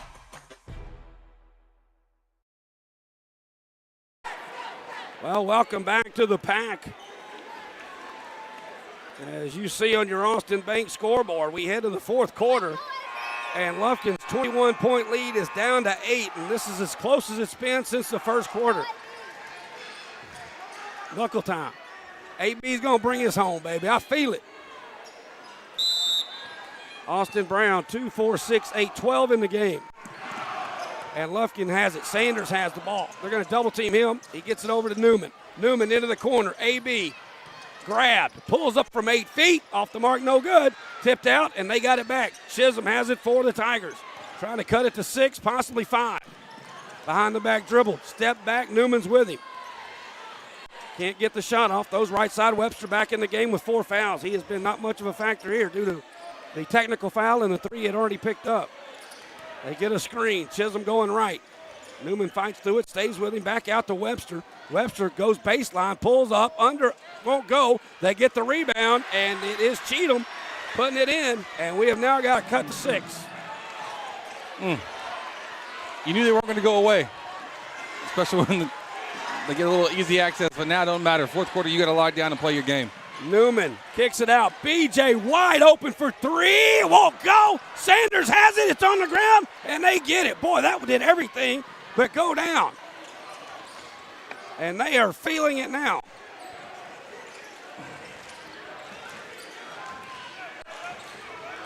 Lufkin led it 27-6. There's a 3 off the back iron. It won't go. We don't block out. Somehow Skinner comes out with a rebound. What a job by the senior. Gets it over to Austin on the far side. Goes baseline. Shots up and good. AB with 14. Lead back to 8. And a 30-second B-square design.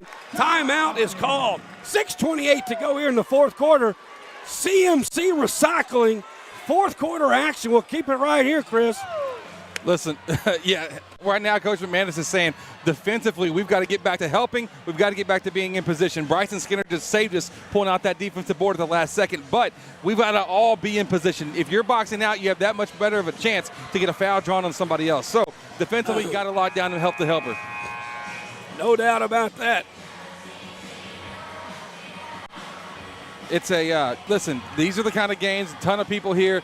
You're past the first quarter. You should be off the juices of that first quarter being a little too much. Now you've got to lock in, play smart, play physical, but also you see how it's going to be called.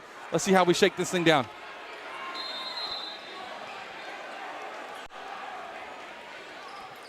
And here they come. Chisholm walks it up for the Tigers. 8-point Panther lead. The senior dribbles right. Newman with him.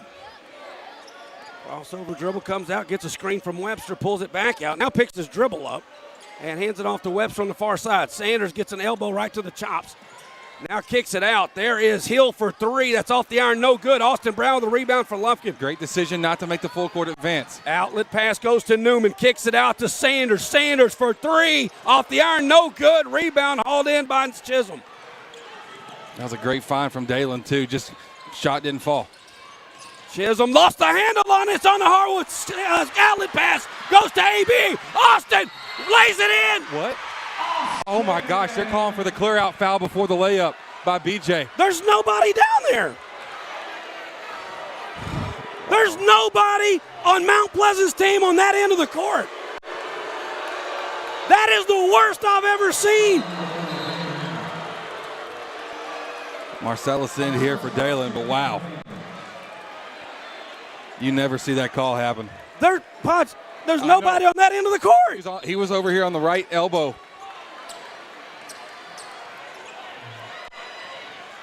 I mean, we're at home.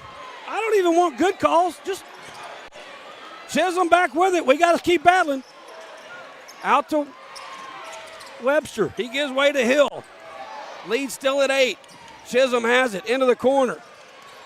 Smith pump fakes the three, spin move on the baseline, air ball, and somehow Sanders gets a rebound. Outlet pass goes to BJ. BJ lays it up. Alley-oop will not go to Skinner. He can't convert, and they're coming the other way. They got numbers. Hill underneath, goes up high, shots off the iron, no good. Outlet is tipped over to Brown. Slow it down, slow it down. Good job. Skinner gets the tip from Austin and slows it down. Marcellus checked in the game on a JM Chevrolet sub that I missed. Sorry about that. You were a little hyped up. Austin give it inside to Sanders. He's stripped. No foul called there, of course. Here they come the other way. 4:30 to go in the ball game.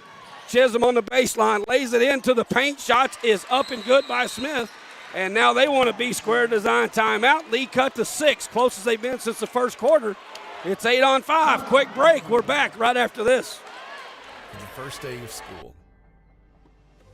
For the last day of work. For the satisfaction of a job well done. For the ideas that change the world. For good times.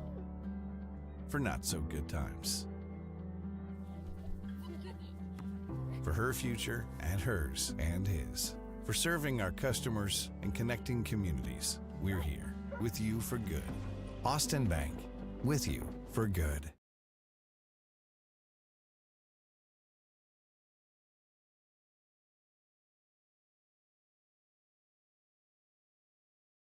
Oh, Chris, I saw one person on the right side of the court that was back around the elbow area on the initial attack.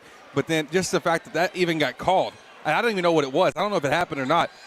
You just never see that thing called, ever. It's amazing. It's frustrating is what it is. Yeah. Full court pressure coming up for Mount Pleasant. Lead is down to 6, closest they've been against since the first quarter. But Lufkin has to take care of the ball here. Newman over to Brown.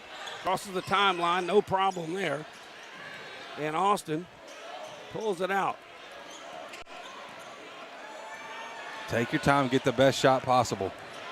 They're riding his hip like crazy. Pulls up from 12 feet, short-armed it, no good. Battling for his own rebound, he got it. Put back, that's too hard, no good. And Webster gets the rebound for Mount Pleasant. He's straight to the rack in the paint, took a lot of steps, shot an air ball. Rebound by Marcellus. Marcellus outlet pass to Skinner on the other end. Shot is blocked. Again, no foul call, of course. And it's going to be coming down by Webster. What a recovery by Chisholm, my goodness. And a foul on this end by Newman. Yeah, this is. Third foul this quarter on us. Still none on them. They got the ball, looking up by 6. Swings it around to Hill. Hill into the paint to Webster, and of course another foul call on Sanders. That's going to be his 4th. Webster converts it, and we got ourselves a ball game. They have come back from 21 down, and it's about to be a 3-point game if he makes this free throw. They have outscored us 6-2 here in the 4th quarter. And the free throw is no good. Rebound by Sanders, who's playing with 4 fouls. AB with it on the far side. Dribbling out to the right, back out to Newman. Newman down the right sideline, trying to go baseline.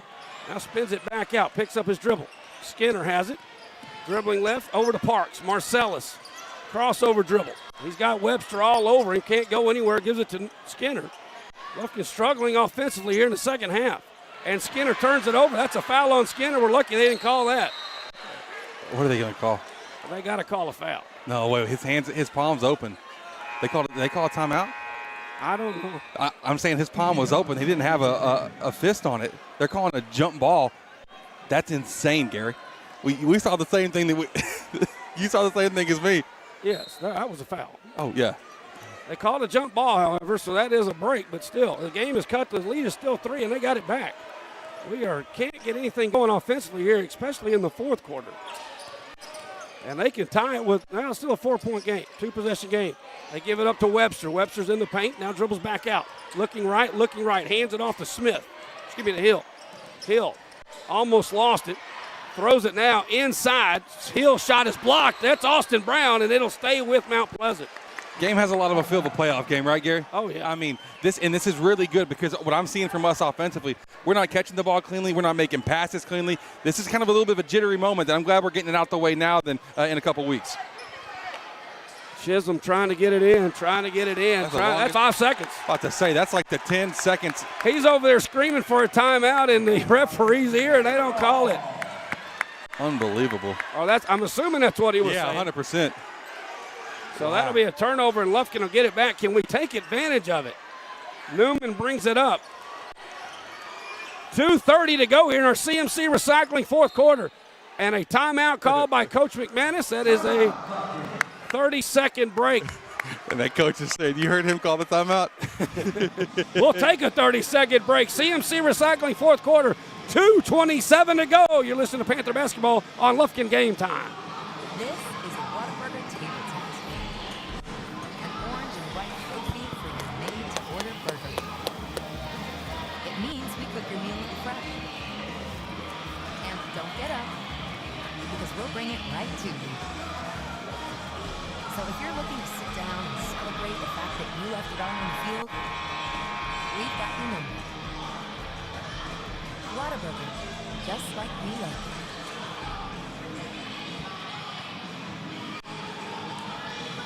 And welcome back to the pack here. Don't forget, we'll have our Woodland Heights Medical Center postgame show and our Commercial Bank of Texas Player of the Game coming up immediately following this 2:27 exciting conclusion to what shapes up to be for the district title and that gold ball. Yeah. We knew it was going to be a game coming into it. Austin Brown lets Marcellus cross the timeline and then throws it to him. Here we go, 2:25. Passes left to Newman. Newman gets by his man, gives it up to Austin. Austin tried to go inside, somehow got the Carom back. He's in the paint, he's hammered, and a foul's going to get called, and they can't believe it. Bill Chisholm. Oh, he's going to call a jump ball. You got to be kidding. You got to be kidding. He had 2 refs call foul. 2 refs said a foul, and he came in and said jump ball. It's the biggest. Newman, outlet pass to BJ, fakes the three, pulls it back down. We got the ball in the alternate possession. 2:05 to go. Lufkin up by 4. Your Austin Bank scoreboard. BJ with it over to Newman, right side. Newman dribbling right, double teamed into the corner to Marcellus. No look, right back. Austin, yes sir! Great look by Sanders. Sanders with a great pass to AB. Lead back to 6. 1:40 to go in the game. Chisholm passes to Webster. Call the travel. He charge. Oh. Not only did they not call the travel, they call a blocking foul on Austin. Foul's on the floor. The basket will not. Yeah, those points do not go. It's a foul on the ground. But what's frustrating, the official on the far side raised his hand for the travel and put it down because he saw it. And you watch, he'll be officiating at state. Skinner will check in for BJ. JM Chevrolet, or for Newman. BJ, or JM Chevrolet substitution. Don't forget, all your stats provided to you by Lufkin Coca-Cola. Ice cold Coca-Cola, baby. You know where to get it. Everywhere. Lufkin will be up by 6, 92 seconds to go, we think.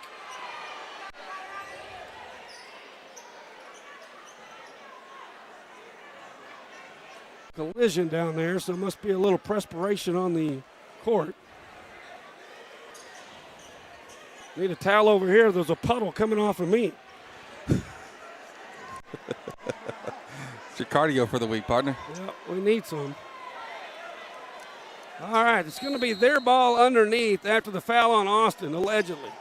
And we got a wide open 3 in the corner. He fires it up. It's short, no good, but he gets his own rebound. He traveled. Travel. And I can't believe they didn't call a foul, but they didn't. They did call a travel.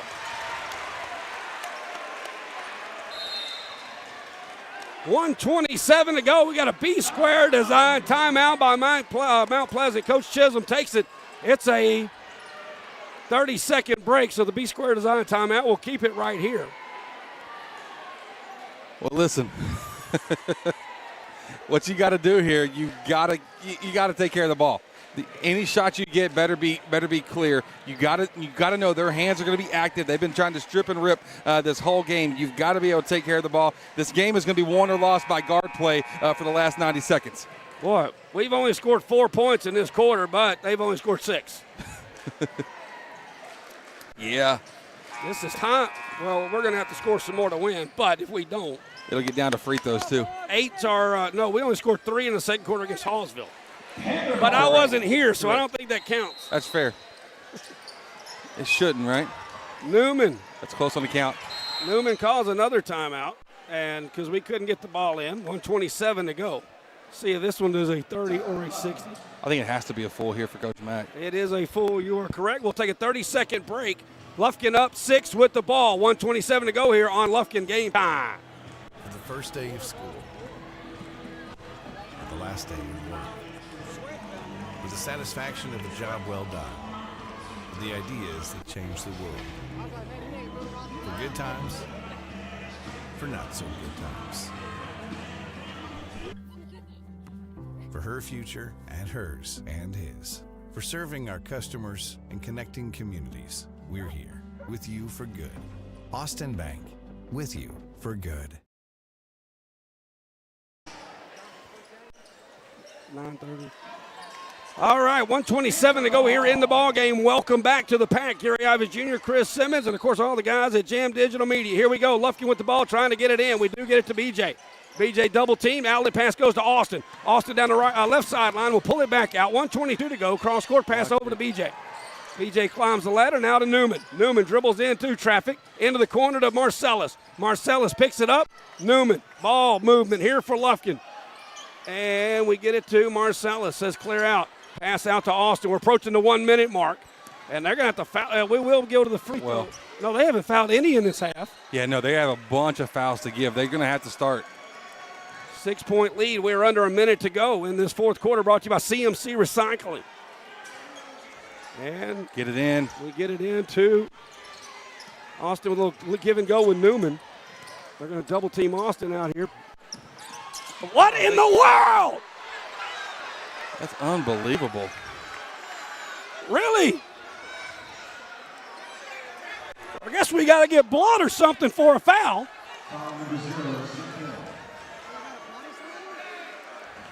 What is he watching?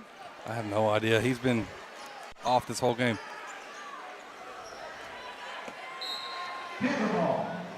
First foul of the quarter. Yeah, that's unbelievable. And he's all over him. What kind of play for the ball is that?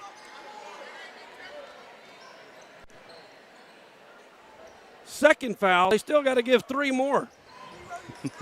We're liable to get a bone broke before they get to the free throw count.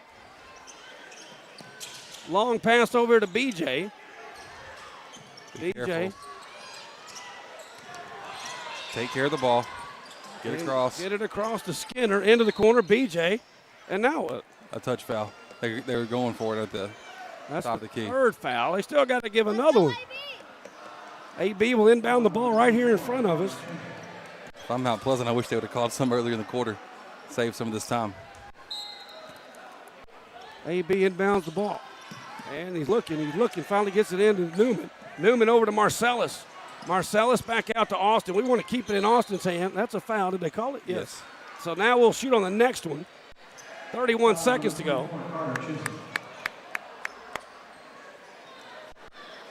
Brown inbounding the ball again. Sends Marcellus one way, and we will throw it to Marcellus. And Marcellus hands it quickly back to Austin. And they foul Austin, and AB will come to the line for 2 enormous Taco Casa free throws. Brown's 4 of 5 so far tonight. This game will be won or lost at the free throw line. One of these makes it a 3-possession game.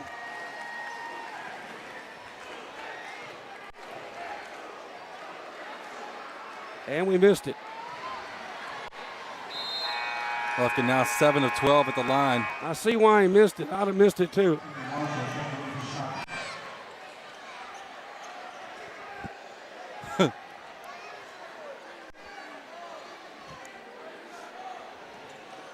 Come on, AB. Yes, sir.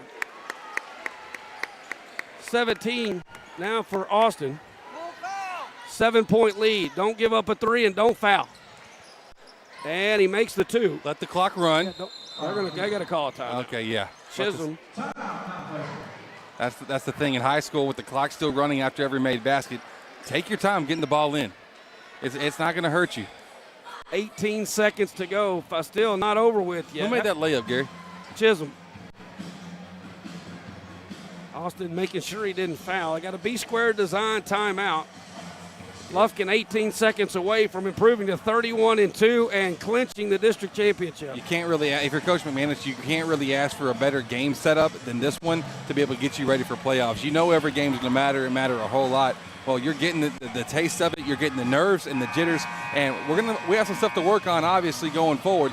But nothing's going to make up for what that second quarter did to us on the 8-on-5. That was incredible, and if the guys can overcome that, that's a big deal. You are right about that. So Lufkin with the ball, gets it into Austin once again. They don't want to foul Austin, but we know that, and we get the ball to Austin. And AB will come down here to try to – he makes both of these. That'll be a 7-point game. I think we can slide into the rocking chair. How many rocking chairs you got, Gary? 1, 2, 3, what you got? Well, you know, I've had it we're on since year 18, and we're on about the 5th one. We've broken a couple of them. Jeff Todd broke the first one. He was a little pudgy there in our first couple of years. I had to put him on a little diet. First free throw by AB. Boy, he has missed 2 free throws here in the fourth quarter. He's 103% from the free throw line. Now it's 101. Yeah, 8 and 15 now. 8 of 14, pardon me. One shot now. Come on, AB. Let's not jack around. Let's get this thing back to 6. Boy, that ball wanted to go in. 47-41. 15 seconds. I don't want that to go in. It's off the front iron, no good. Long rebounds, comes right back to Chisholm. Let him attack. That's fine. Let him do whatever now. Chisholm kicks it out. Wide 3. No good again. Rebound. BJ had it tipped out of bounds. You know they're going to give it to them. Of course. literally stand on the court and just don't even move. Yeah. Don't move. I didn't even know. Just let them do whatever. Oh, it's our ball? It's our ball? Yes, sir! Panthers, get it done, baby! It might have not have been pretty, but it was good. And with that win, not only do we clinch that gold ball, but Coach McManus is now tied for the most wins as a Lufkin Panther head basketball coach.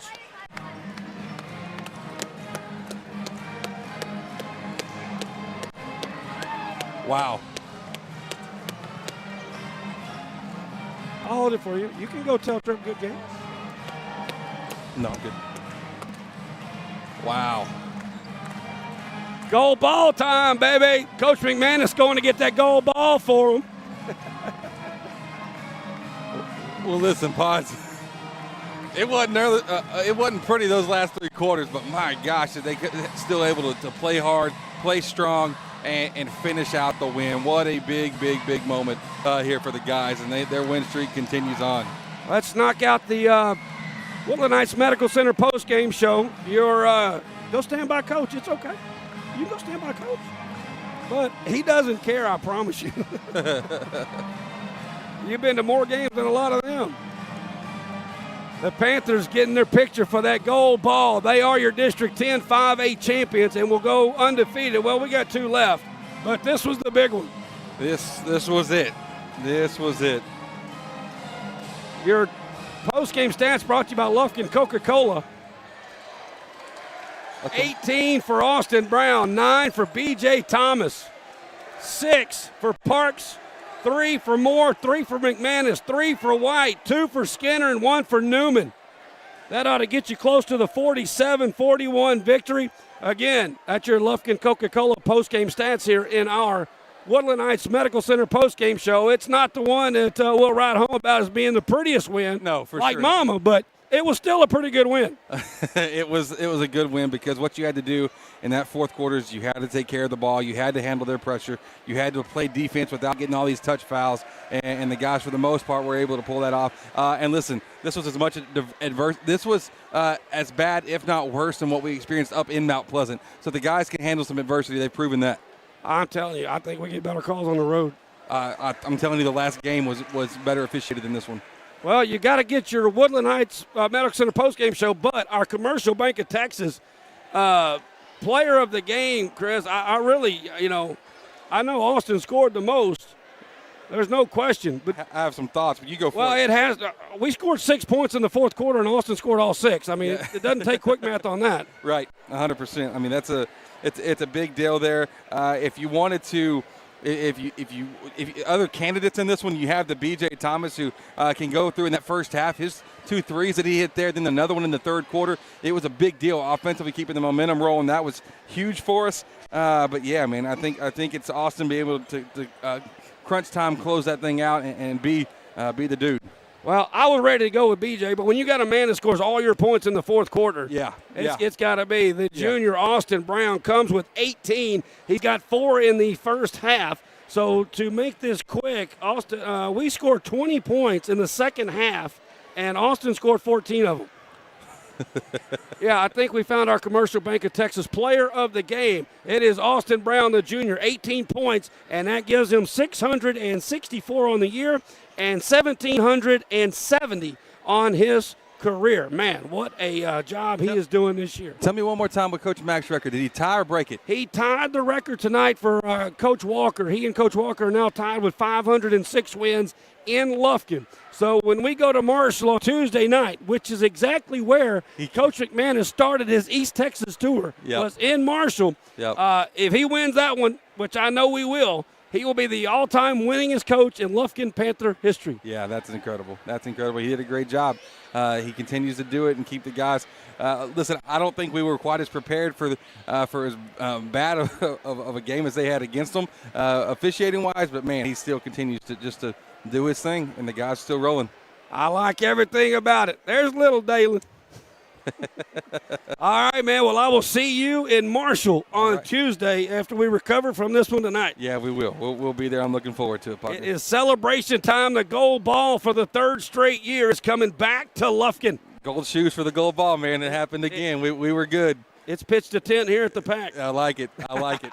That'll do it here from the Pack. Thank you all for tuning in. What a great night for Lufkin. 47-41. It started with an interview with our brand new athletic director and head coach, Coach Carl Apsek, and it ends with a Lufkin Panther dub tonight and the district title. Mr. Skinner's in the house as well. That'll do it from the Pack. For all the guys at JM Digital Media, my man Chris Simmons and Fire Ant here sitting beside us.